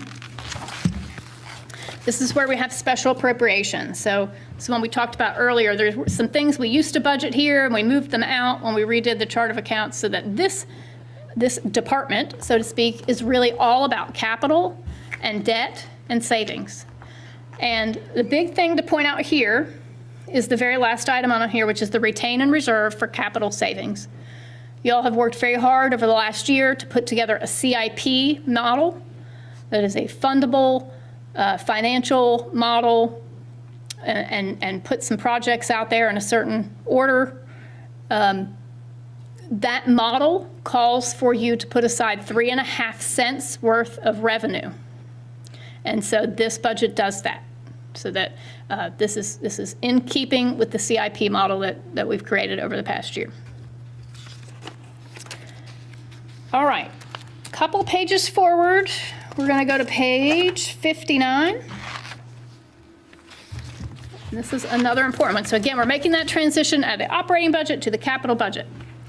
This page, page 59, project ordinances update. Going back to the beginning, I mentioned general fund is adopted with an annual budget ordinance. It expires on June 30th. The capital projects fund is adopted with capital project ordinances. Those funds stay in place until the project is done. Part of the statutory requirement that I have is to give you an update on where those funds stand every budget year. It used to be we didn't have very many of these. We're getting more. And so now I've incorporated it into the budget as its own page. So just to walk through an example, the one near and dear to my heart, streets and sidewalks, that very first project, East Young Street Sidewalk Phase 2. I'll just walk through that briefly. Originally, it had a $500,000 budget. You added $190,000 for the General Assembly grant. And then I came before you a few weeks ago where we asked for another $185,000. So the total budget for that project is now $875,000. We've spent $363, and there's $511 left to finish it out. So again, I just wanted you to make sure the purpose of this is to see all of the projects that you have funded and where funds remain. So a question about under Parks and Greenways, future parkland, can we reappropriate that to anything else we need? That's right. Thank you. Because that's exactly when you have a capital project ordinance, you can always amend it. You can add money to it, or you can remove it, or you can change the purpose of it. Okay. Okay? So if you, for instance, had something else, instead of using the 550 for future parkland, there was some other project, you would be able to repurpose that funds for something else. Thank you. Okay. Any questions on that? Okay, that is an important page. It's a new one, but it's an important one, so wanted to make sure you spend some time there. Okay, CIP. So we're moving on to the next section. This has the dark green lettering at the top. I'm looking at page 63, and that's what's on your screen right here. This is that model I just mentioned that you've worked very hard over the last year to create this financial model to have a fundable CIP. The first three projects that are funded in this budget are the Public Works Facility, the Rogers Willoughby entrance, and the Community Center at Cobblestone. On the next page, page 64, that is essentially the same thing as this nice visual chart on the page before. It's just not as pretty, right? And what it does is if you remember when we talked about the CIP model, it shows, the one that I have on the screen here, it shows the dollars associated with the construction year, right? So in year 2, we have the municipal complex site development. That's the construction of it. But the year before, in year 1, you have to spend some money on the design work. So you can see that on page 64. There's money on year 1 in this proposed budget, FY 22-23, there's money in there for that site development work. There's some land acquisition that still needs to happen, as well as site development. Okay? Briefly, on page 65, those are the minor CIP projects. They're not on this nice chart we have on the slide. These are operating capital type items. These are items that are budgeted in the general fund. Okay? But it's a good practice for us to stay in to plan these out over the next few years. This is where we put vehicles, equipment, large technology purchases. So these don't have those multi-year budgets like the big asphalt, bricks, and concrete projects do, like the major ones. But it's good. It's a good financial practice for us to plan these out for the next 5 years. What's a sign machine, just out of curiosity? Print signs. I think like banners. Sometimes we put the big banners, no? For all our signs in town. Oh, street signs. Street signs. Okay. Oh, there you go. Okay, because your answer was too small for the number that I was seeing on this page. So, I thought it did banners.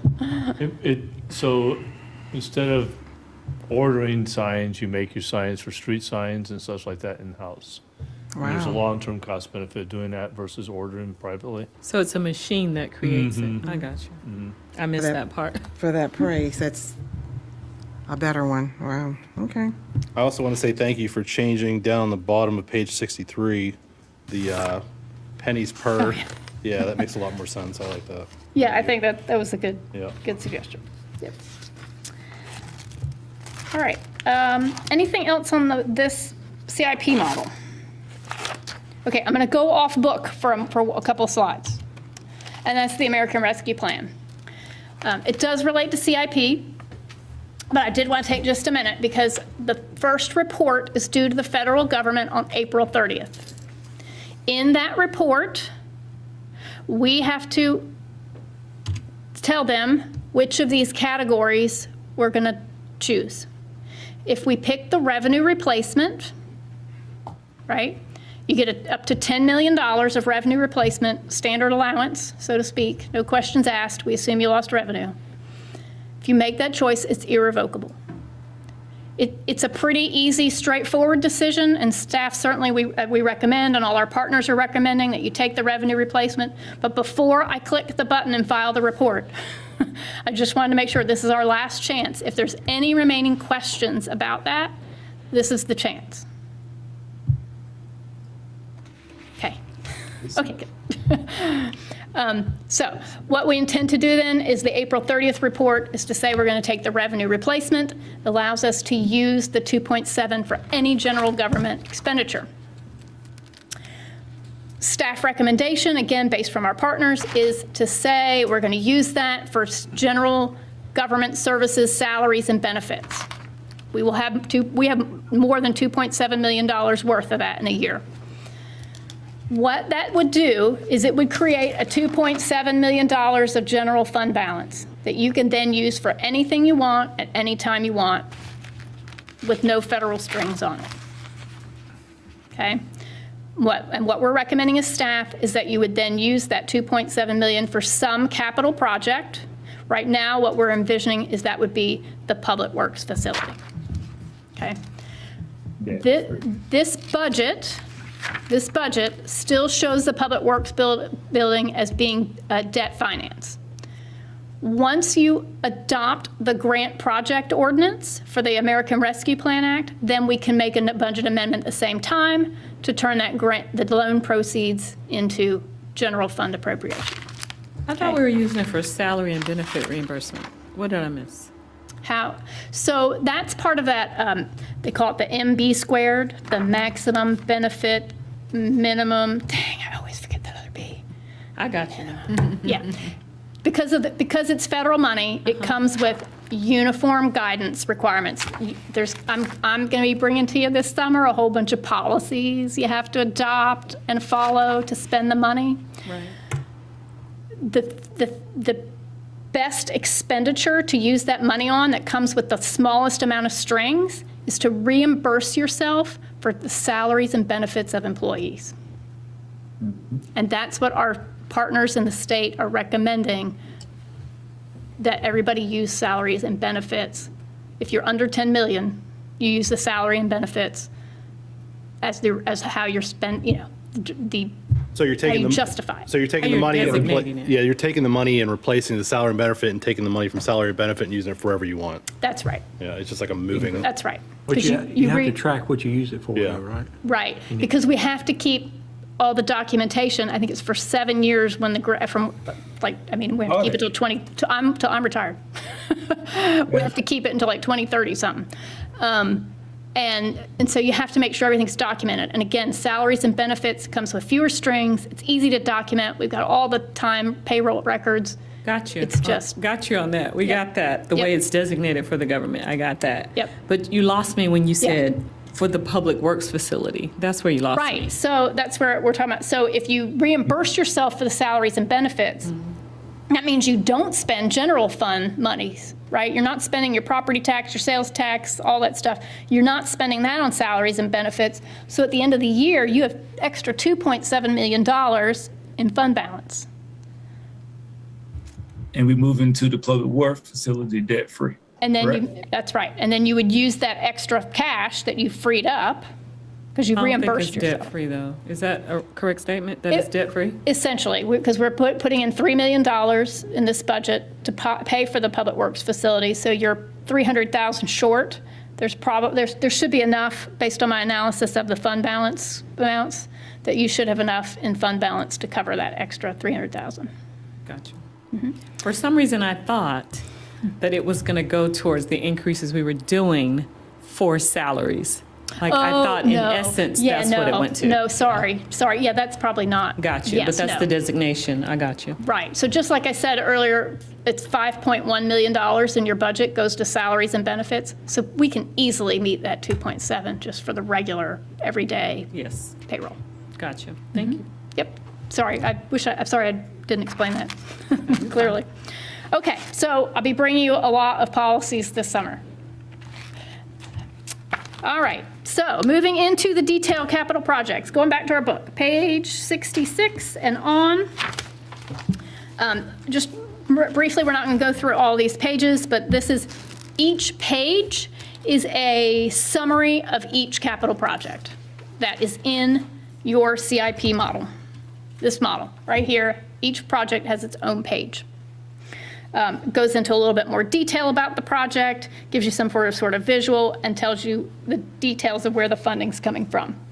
The only thing I would note is to make sure you look up in the top right of those pages, it tells you what year it is in the CIP model. Because it can get a little hard to follow as you go through. Okay, so just a few to point out that are funded in this current FY 22-23 budget. It's the Public Works Facility. Previously budgeted 1.6 million. Remember those capital project ordinances? You already budgeted 1.6, so you just need another 1.4 that's in this budget. The municipal complex has some funding. $400,000 for site acquisition and design, and $50,000 for the police station preliminary design. Is this what you're trying to get earmarked here, Kelly? Oh. Say that Page again. 67, is that what you're trying to get earmarked? What's that, the library? Some of it, yes. So that would replace this. Right, so this would be freed up if we get That's right. earmarked That's right. that we're trying to get. And today, by I the think- way, we met with Representative Price's staff. I was the only one in the call besides Wake County staff. And they let me present on our behalf. And so I think it went really well. So we'll see. I do want to talk to you about that and make a call to Representative Price this week, so. Okay. Okay. This budget also includes funding for Rogers Road Willoughby. It's a total $420,000 project. We previously budgeted $20,000, so this includes $400,000 for the construction. The bulk of that is coming from a fee in lieu paid by the developer. And then the other big capital project funded is the Rolesville Community Center at Cobblestone. There's an additional $7.5 million in here intended to be installment financed. So where are we at again? I'm sorry. I lost Well, it. I'm really sort of just going through the model, page 63, and talking about what types of projects are being funded in this current year. Cobblestone, 63, 64, those pages. It's a lot. It's a lot to follow along. Thank you. All right, so that's all I have for capital projects. Is there anything on those? I do want to highlight one thing you said, maybe just for their sake. Yep. So let's just go to page 66, if you don't mind again, for example. That's the Public Works Facility. We discussed a couple times, we settled on, but the upper right, year one, right? That designate, it's in this year's budget. We put all the items from year 1 through 4 in here in the narrative, so the next one's year 2. So if you really want to just see or focus on what's in year 1, look for year 1. So you don't, that's what's in this year's budget to be adopted. But we also want to make sure you saw them, so if you want to say, well, we really want to move year 3, item up to year 1, let's talk about that, you have that chance if you want to. But that's, the real key is at top, year 1. When is that project starting? Which one? Public Works? You have it up. There we go. There she is. Want to talk about? Is that it? September. You're more familiar with it than I am. Yeah. So expect, we're well on our way in design. It's gone through the technical review committee with limited comments. So we should be going out to bid by September, if not sooner, and then constructing this year still. And this is a metal building. I just want to clarify that. Yes. I don't like metal. Is the picture pretty good representation, I guess? Oh, I don't know where Amy picked that one up from. Remember, there's a better one presented by the architect, a little bit better. We were going to go between blue or, Yeah, I think it's a darker color. right, it was a I think more- dark color, right. more- This is just a good random one, but it'll be similar to this. 4 garages though? Yeah, it's conceptual. Yeah, please. Well, It's I'll old. get It's you. very old. It has nothing to do with our I will get you the facility. better information. This is not, this is just a picture she picked up. And I almost wrote on there, change picture. Well, we should have dropped the architect's picture in here. But $3 million cannot get you any stone or brick. Not for that development, that site right there. That's unreal to me. For metal. Materials went up. Bad storm and we're in trouble. Supply and demand.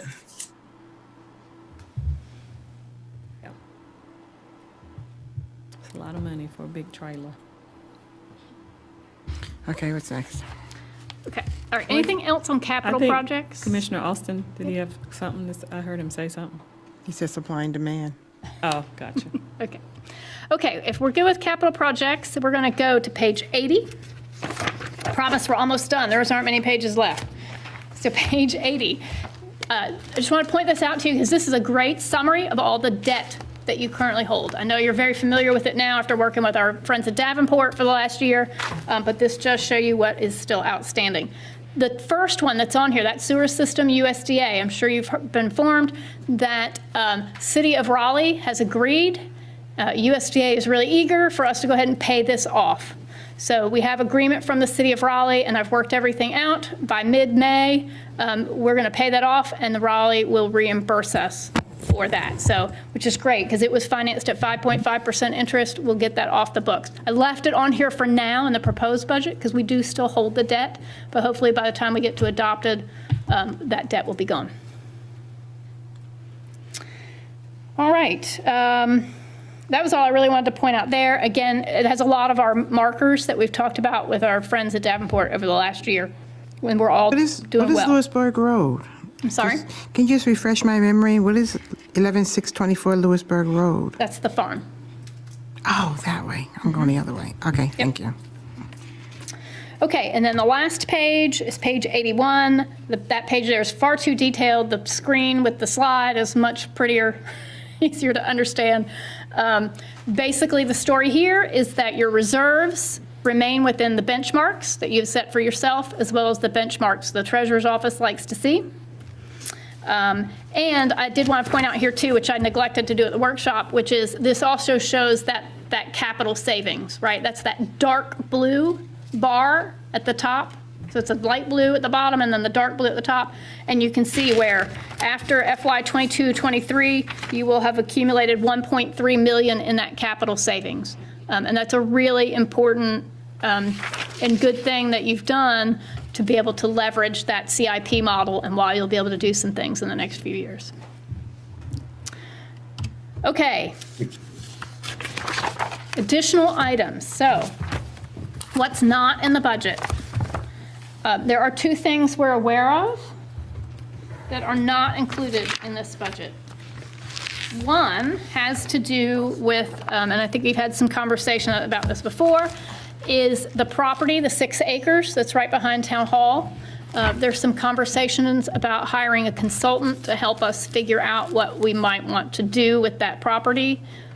May defer to the manager here to give some more context on that, but We're going to talk about that tonight. okay, well, there you go. All right, so the other one was also talked about at your budget workshop, and that is, if you don't mind passing those around, and that is what was, again, brought up at the workshop. It had to do with the farm. There was a recommendation from the Parks and Rec Advisory Board. They were requesting to see some funds in this budget in order to work on that second entrance for the farm site. So this is a memo from the Parks and Rec Director, sort of outlining all that and offering to have some further discussion through the budget year if you want to continue talking about this and potentially have some amendments later in the process.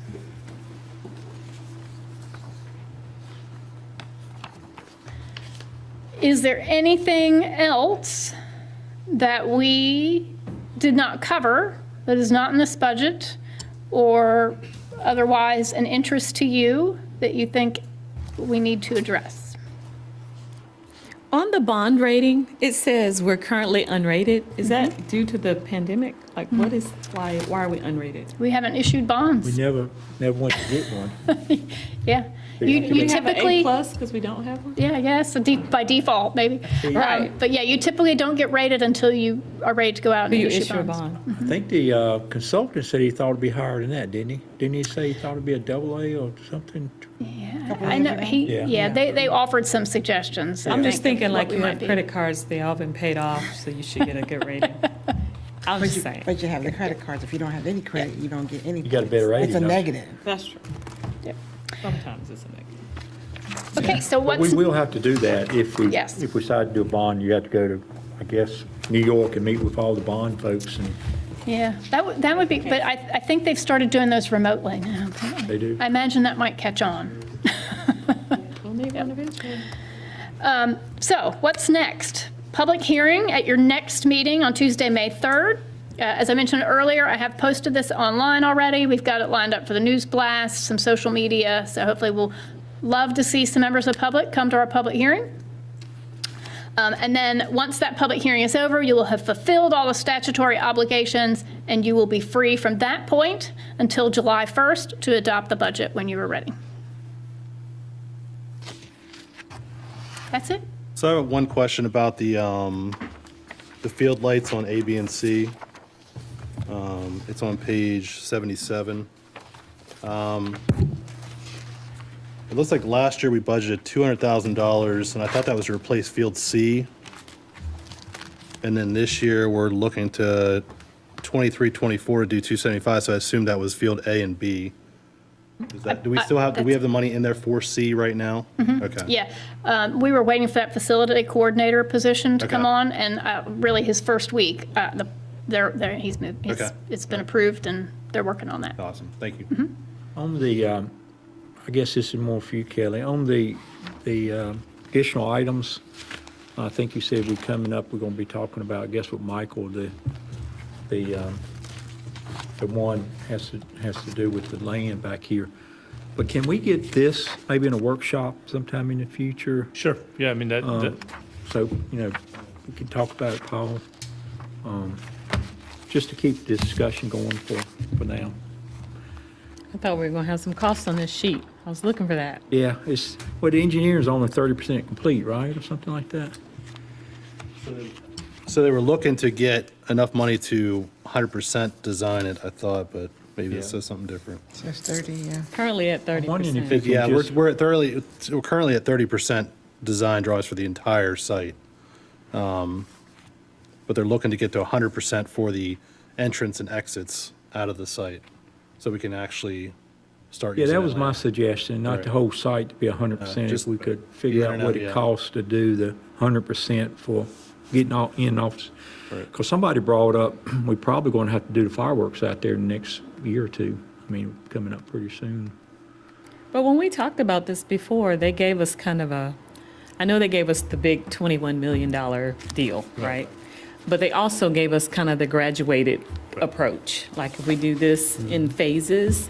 So I would be interested in visiting those costs as well, because, Well, the number I have in my mind right now is 800,000 for the entrances. Okay. And that's why I asked about the 550,000. and that's just the entrances. But that's not the, that's not Right. the engineering. That's That's everything. everything. That's engineering and getting the in I and would out think we could built. get engineering 100% a lot cheap, probably wouldn't be that much, would it? No, I mean, that includes the engineering and the build out, so of just the entrances and exits out there. Of just the entrances. Yeah. We didn't have a good number today, and we didn't want to give you a good number. So we want to make sure we give you a good number when that time we want a comes. good Because number. probably part of that engineering will get the permission for that, That's second entrance. Yeah. Yep. Because could we do fireworks if we did that portion? That's my question. Could we activate the park if we did that portion? Yeah, you could. I mean, it's a field. You could park anybody out there, everything else. You have to have clearances for the fireworks of, 400, 500 feet, so. Which we have. Yeah, you would have. Do we out have to there, have so- that in writing, though, or is that just an assumption? What, the clearance? Being able to do fireworks out there with just the exits, the entrances and exits. You know what I'm saying? Is that an assumption? No, I know you could do them out there. I took care of them before. I know But what you need there, for I mean, it. on Yeah. that road. No, that's what, yeah, if you'd have to have it all approved by NCDOT, the ins and outs and all that stuff, it all had to be designed by, approved by them. Yeah, so So have once to you be had some that in turning place- lanes and Yeah, you'd have to all turn, that yeah, stuff in there. right. I think that's a fair question. I think all those assumptions need to be discussed in a future Yeah. work session. Yeah. We'd have to talk about the cost. What could you do out there if you had some level of improvement, so you know what you're buying? And then, most importantly to me, is in context to your model, right? So if we're talking 800,000 to a million, you need to talk about what it does to your model. Right. Well, I That's think, a big I think one conversation. option is let's just talk about Yeah. what to get the engineering done. Right. Because we, unless you can get the exits and stuff, you don't know how to engineer it. And you don't know, Right. in other words, I would think you could get that done without having any other commitments at this point in time, maybe. That's something we talk about, but. Okay. It's not an option to use it without that, right? Right, So, yeah. Great presentation from my perspective, Amy. Any thoughts from the board? I know she said we got a public hearing in May, so, good job, my brain hurts. Great job, Amy. Very detailed. where's my agenda? But this will be out there for the public to review prior to the hearing, of course. Absolutely. All right, next item is Kelly and David and maybe Robin going to do advisory board term limits and board of adjustment term limits. So, is that you? Yeah, I'm gonna probably let Robin take it over, but we had, I think it's based upon this conversation you've had at least a couple times. And then Commissioner Medley reminded me that we hadn't really kind of gone back and wrapped this conversation up. And that is, if you have interest in having term limits formalized for both of your advisory boards, your Parks and Rec Advisory Board and your Planning Board. Just to refresh your memory, the Parks and Rec Advisory Board has imposed term limits on themselves through their bylaws, which you have never adopted. Oh, And that's what I sent you yesterday, was the language that they have for their term limitations to their board. You do not have that for the planning board. Right now, it is an open-ended, serve as many times as you are appointed by the board, to serve at the pleasure, as a pleasure of the planning board. So I think there was a conversation, should you have term limits for both those boards? If so, my simple recommendation would be you would copy generally that Parks and Rec Advisory Board bylaw, direct us to bring an ordinance that would do that for both boards, because you should have it adopted by ordinance, and change your appointment methodology and time period for both of your boards. That's probably the simplest explanation I can do. We can go in more details. I don't know if Robin or Dave have any more further to add. But that's really the crux of the issue I remember it being. And you sent us some verbiage, right? I From the did. planning board, I think, right? Parks and Rec. Yes, Parks and Rec. Parks and Rec. Parks and Rec. So, I think it makes sense to have all boards be the same. I would same agree. Structure. I agree. Motion passes. So is it as simple as tonight you're interested in having staff put some time together, drop an ordinance, present that to you and see if that's what Yes. you Yes. would like to do? Yep. Yes, sir. Maybe you have any questions for that ordinance? I don't know that I do. We're going to end up with, and you'll see this in various term limits, what do you do in terms of an early vacancy? The new person comes on to fill the remainder of the term. Does that partial term count?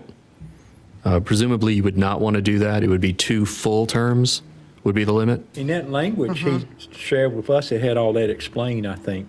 I think And the those, language- and those are choices that they made, but the board certainly can do as it wishes. Would you require a member to go off for 1 full term and then be eligible to come back? Or would it be a one and done sort of a circumstance, or 2 and done in this case? I didn't know if the board had any thoughts on that. I think the language, Everybody's okay with the structure that Well, I don't know Parks and that I'm okay with every single word. Let me just. Well, I think you we have would to not recommend adopt it 1 year. the way it's written, Okay, but gotcha. just the substantive structure is what I would suggest. So 2 terms on a planning board, I think that's, is that 6 years. So 6 years, wait a year, Parks you and Rec as reapply, well, yeah. and then reapply after that year. So 1 How year, how it's written in here. correct. Other communities have it as 1 full term off, so that would be 3 years off, then you could come back on.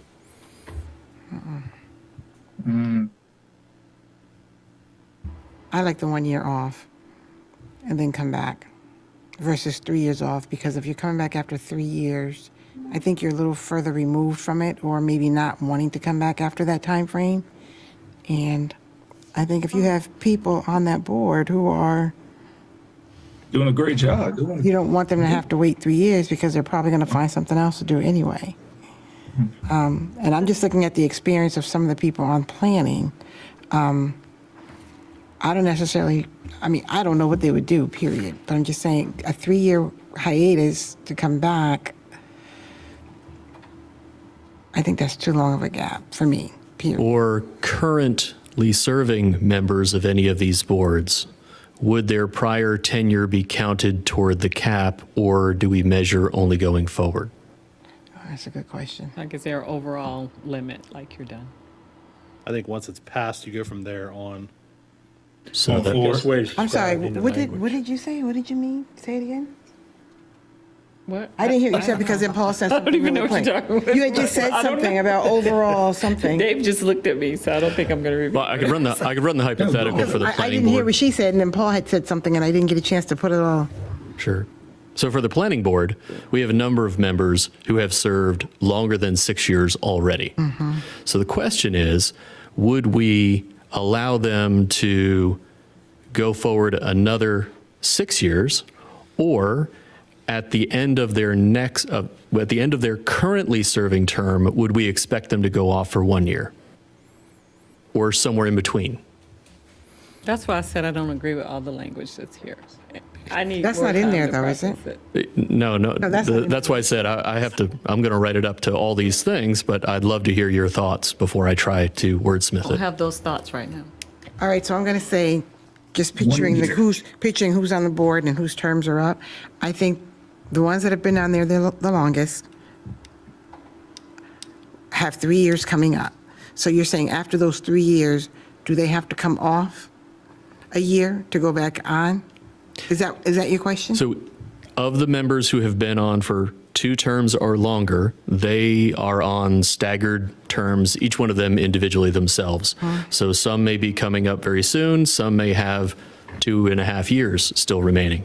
When that next end of term arrives, how will we assess those individuals? Right. Several ways we can do it. I think that describes you, like Paul said, you start from zero.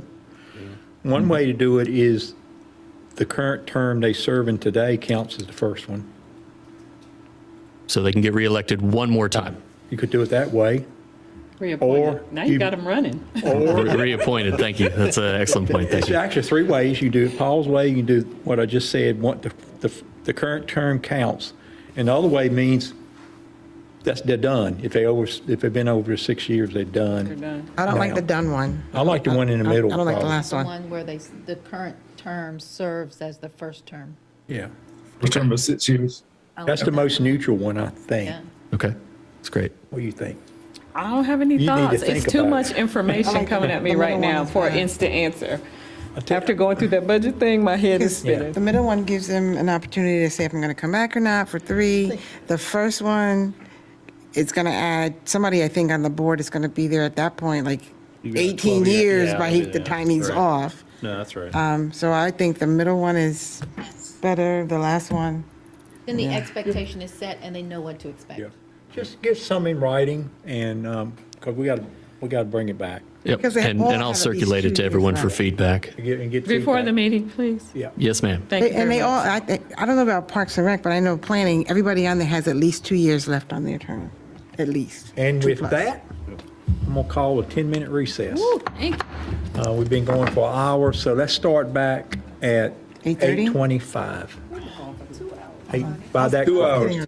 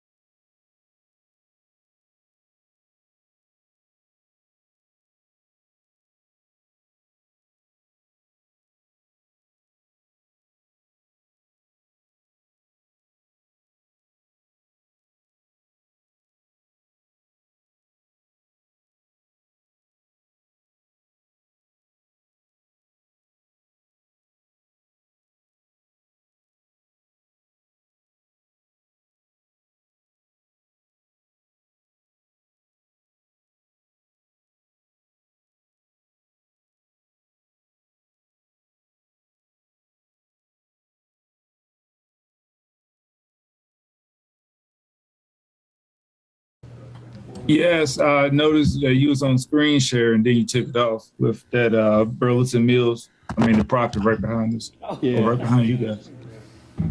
Yep, we were trying to share a screen over here, but I don't think it's working. Okay. Okay, I'm pull going it to up, call though. back the meeting to order. And the next item is number 4, town-owned property for sale. Michael, you going to lead that discussion? Maybe, unless the town manager wants to. He's going to quickly lead that discussion. Yep. And for the sake of our time tonight. Yeah. Okay, yep. This agenda item is in regards to the 6.5 acres of undeveloped land that the town has been offering up as surplus property for sale behind Town Hall here. And it's been on the market for about 8 months, including being available on LoopNet, a real estate website, for the last 2 months. And we've received a few calls from interested parties, some interest. And actually earlier today, I actually heard from a group that builds auto clubs for car collectors to store their cars, their luxury cars. So anyway, but town staff also recently contacted UNC's School of Government, their Development and Finance Institute, or DFI, to request a proposal to assess the property and to receive recommendations for development. And this phase 1 site analysis or feasibility study is approximately $60,000 and would take about 5 months to complete. And if the town did decide to go in that direction, there'd be additional costs for additional steps after that, where a consultant, one step could be that the consultant assists the town in soliciting a development partner. And this kind of would be similar to the way we've been working with Cobblestone, where you work with a developer on a economic development agreement, and you really kind of lay out the vision for what you want to see on that property, similar to how we did that with the property that the town owned at Young and Main. So tonight, staff is just really seeking guidance from the board in regards to a continued interest in selling the property to the highest bidder. If there's a desire to just seek revenue more immediately to add to the town budget, or if there's more of a desire to have more control over the preferred use at this location, and therefore work with a consultant to do a site analysis, determine the redevelopment potential, learn more about, are there any obstacles to development there? Does the appraisal make sense? Is that generally what that property is valued at? And things like that. And what can we do there? Can we do an affordable housing project? Do we want to do something commercial, and things like that? We could learn more about the property and what are some options. The property is currently zoned general commercial, so there are a number of uses allowed by right under this zoning classification in our LDO. If we were to sell it and somebody were to come in and want to do something that's under that general commercial classification, if they wanted to do something different, they'd have to petition to rezone the property to something else. So I've just kind of been in conversation with a number of interested parties over the last few months, and wanted to kind of, never really knew, when they're asking me questions, what's the reasonable price on that property, or what does the town want to see there? I just haven't really had an answer. So we wanted to kind of get this before the board tonight and seek some direction on next steps. And I don't know if there's anything else that the town manager or the town attorney might add to. Well, the reality is Michael and I engaged in this conversation when we went to LoopNet about 2 months ago and said, let's see what would happen. And the reality is we are getting more interest for whatever reason. Whether it's LoopNet, whether it's out there, whether property is more and more difficult to find available in Rolesville. So I think there's a fair chance we'll get a reasonable offer that we would bring to you. The question is, we still don't know quite what reasonable is, but it doesn't hurt to bring something to you and see what you think it is. Or back when we were thinking about this 2 months ago and we're just not having much luck was, do you want to have a little bit more control of your destiny and you decide what you want back there through a process that somebody could assist us through I think 60,000 is too high. I think you could go do an RFP, and I think you could find somebody, or that group might sharpen a pencil. But it would be a process, as Michael just said, and I don't mean to reiterate, but somebody would come in and work with you in bringing the opportunities that you might want back there, and then also be your liaison to the development world to see if there's something that would come forward that would meet your wants and needs out there for the price you want, potentially. So that's it. We haven't got anything in the budget. We can continue as is. That's not a problem. We bring the next available best offer and see where that fits within your mind. But, you know, it might be beneficial for us to just to spend a moment and talk about what you want out there. What we want there. I have several questions. One is, I'm looking at the appraised value from April 2018, and it went down months later. What happened? Land doesn't typically go down in value. Something happens? They did that boring out there and found out all that rock The was only back the only thing there. I can think of is the use. There was an extraordinary assumption that to use that property as townhomes. So maybe when you go from saying you'll use it for commercial to 96 apartment units, that's what it is. I don't know if that, Gotcha. I can't speak This is to- a question really for the board. What's the rush? Yeah, that was my whole thing with that, Rush. yeah. You've got something to hold on to. Well, if land's going up this much right now, there's no reason I need to do anything with it right now. Exactly. And I don't want to spend more money on it for right now. No. We have enough going on as it is, so. And my other question was around affordable housing, workforce housing. We are looking at doing a work session around that. So this may be good to kind of put this on the back burner, or put it on hold for now, so we can figure out, is that a feasible area that we might want to target something like that for that particular area? So if there's not a rush, I don't think we need to keep pushing, trying to sell it at this point. In the listing, does it state that there were testing was done back there? they Did you attach that? Yeah, they did some, and I've been asked about that, not that site specifically, but adjacent, when the townhome project was being built. So there's some testing that was done around it that's probably, but, That's Rolesville. yeah. Yeah, but it can affect, Right, but The cost of doing appraisal. business. Just refresh your memory, I think the rush, and there's not a rush, but how we got here today is 2 years ago, the thinking was we're going to do a swap, right, for part of the road. And then that didn't happen. Well, let's put it on the market and see if we can get equivalent and build the road with that. Now that you've gone through your financial model, and now you've prioritized your capital, you see where you sit. The road is in our model now, Your road's in your model, but we don't have to. but you don't, you know, do you want that money to help or not anytime soon? If not, we could take it off the loop and see, and just let it sit for a moment. well, it's going to expire on loop anyway, right? It's already paid for like a quarter? Yeah, up until May 11th, it'll expire, and then we'd have to renew another 3-month subscription at about 400. I think you should leave it on there until May 11th. Sure. Until it expires. Yeah. Yep. And I know that there was some conversation with Habitat and the conditions.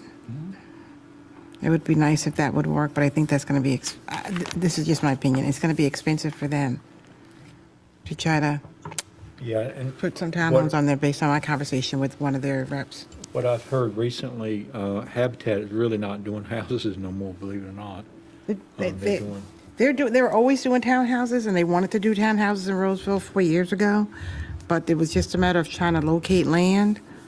But that would be a better option, but then they have all these other extra costs on it, and they want to keep it affordable. You know, there's a lot of guidelines that they have to follow through. But there is somebody from Habitat that I would like to invite when we have this discussion and have them go over more details and let us all ask a lot of questions. Give us a little clearer idea of what we can- Mayor Curran had a good question at one of our prior meetings regarding this topic, and that was in some ways related to Commissioner Medley's comment, which is, can we place restrictions upon this land so as to govern what happens with it? Currently, that land sits with the status of surplus property, and under that status, the thought is the town needs to pursue the highest price. That is, get as much for the taxpayer as you can get in cash because you have no use for it. However, that's not the only option. there are options to take that land and designate it for economic development. There are opportunities to take that land back. That is to find a use for it, to take it for economic development, to take it for affordable housing, or to rezone that property to something that might actually constitute a higher, more marketable value.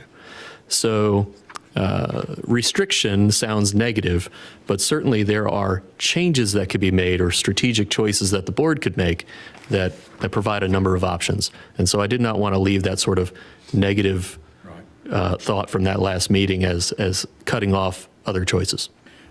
I think, and this is my personal thought, our emphasis we place on economic development, that we do change it to where it's an economic development opportunity property rather than a surplus. I'm not sure how we got on a surplus, but For the exchange value, the cash for Granite Falls Boulevard. got you. Because I think it could be a good economic development site. It's right where our transportation, modes is going to be at, from a standpoint of buses and all that kind of thing. Well, and if you think in context, 5 to 7 years out, of what's your reuse of this facility? Too.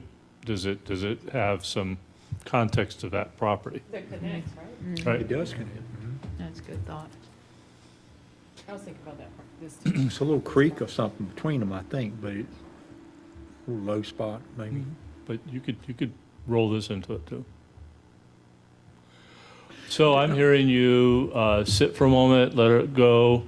I do have a couple of thoughts I'll bring back to you possibly about, and we can, if it's status quo and nothing happens, I still may want to talk to you about doing something with the vet and making a little bit of improvement back here and leasing some of this back here so that there's more of a, get rid of this mud hole and dirt back here and make it better for them and us potentially. But that's, for now, if you don't have any interest of pursuing anything aggressively, we'll just kind of let it go, and then I'll come back with you with a couple of other thoughts on how to do some short-term things. So leasing. The road? There's this informal path road back here is Don't sell ours. it. Don't sell it. Is ours, and it's a mud hole, and they park on it, and things like that. They wanted us to carve off a piece, didn't they? Yeah, and I think we can do some things to help them in the interim, not necessarily ownership, and we can make some improvements on that to make it better for everybody. So, just a thought. Yeah, it's a good thought. That's a nice little cut through sometimes, I'm just saying. We still maintain on our website property for sale, don't we? It was posted there, yeah, under, I would say let's leave that posting up in case, it doesn't cost us anything, right? nope. So we can leave it on our website. Yeah, Yeah. and I wouldn't pay no more to try to do anything with it. I mean, Okay. If somebody calls tomorrow and says, we'll give you $2 million for it, turn them down? But we still want to know about it. Have a Good board. conversation. Yeah, we still want to know about it. 2.5 plus, we'll talk to them, but I don't know. Right. Just do everything as if we're still looking to do something up until the day it comes off. Yeah. Because otherwise you'll get calls and what will you say? Oh, sorry, they're really not doing anything, they're just waiting it out. Right. Yeah, make us a Yeah, really make nice a really offer. good offer. Make us a reasonable offer. That we That's can't right. refuse. Yeah. Okay. But I have one final question. Were we planning to get it reappraised? I just feel like the appraisals are really outdated. Right, well, 4 years. I don't have any intention of spending money on that part of it, but if you want to, we could do that. I could, No, I mean, I once we wouldn't. figure out what we Yeah. want to do, I would wait. if we want to sell, we have to get appraisal, don't we? We can't sell it without appraisal. Or buy. Gotta get the best value. They probably like these old appraisals. Yeah. The town's not precluded from selling it without an appraisal. It's generally a best practice that you would want to do it.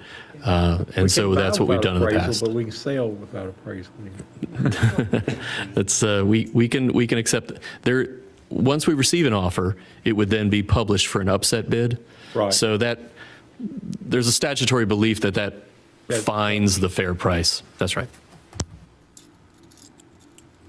I agree with the board. I don't know what the hurry is. I mean, we got a good budget presented to us tonight, so it's not like we have to make a rash decision. I would rather see something that would bring economic, Like to the town rather than a storage facility or something that really don't bring a lot of money in. My opinion, you know. You know what your number one assessed valuation property in town is? Storage matters. It's the what now? Number one. Tax revenue property?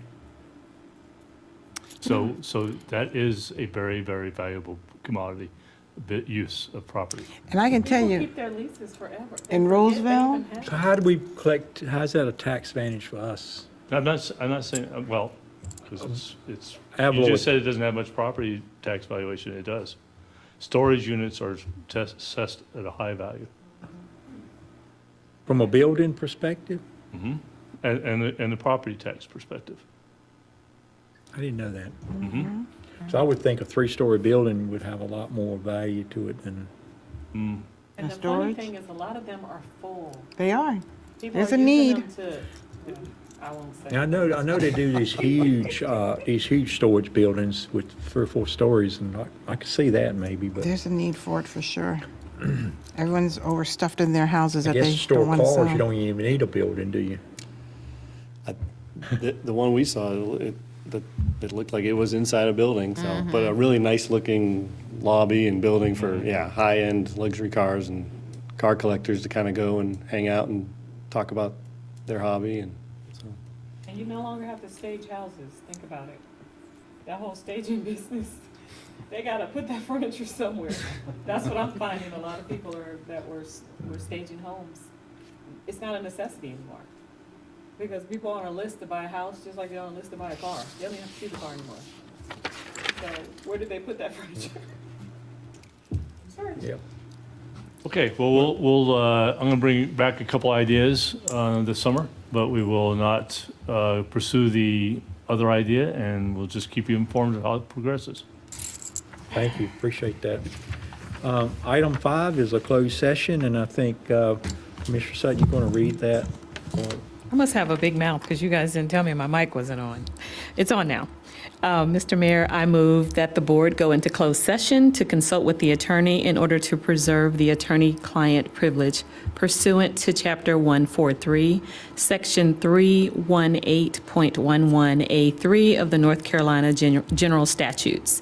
The board expects to receive advice regarding Rolesville versus Gillis, Rolesville versus Khalil, Rolesville versus Edens Family LLC, Rolesville versus Privet Properties LLC, Darwin versus De Los Santos, Shield versus White, and other matters.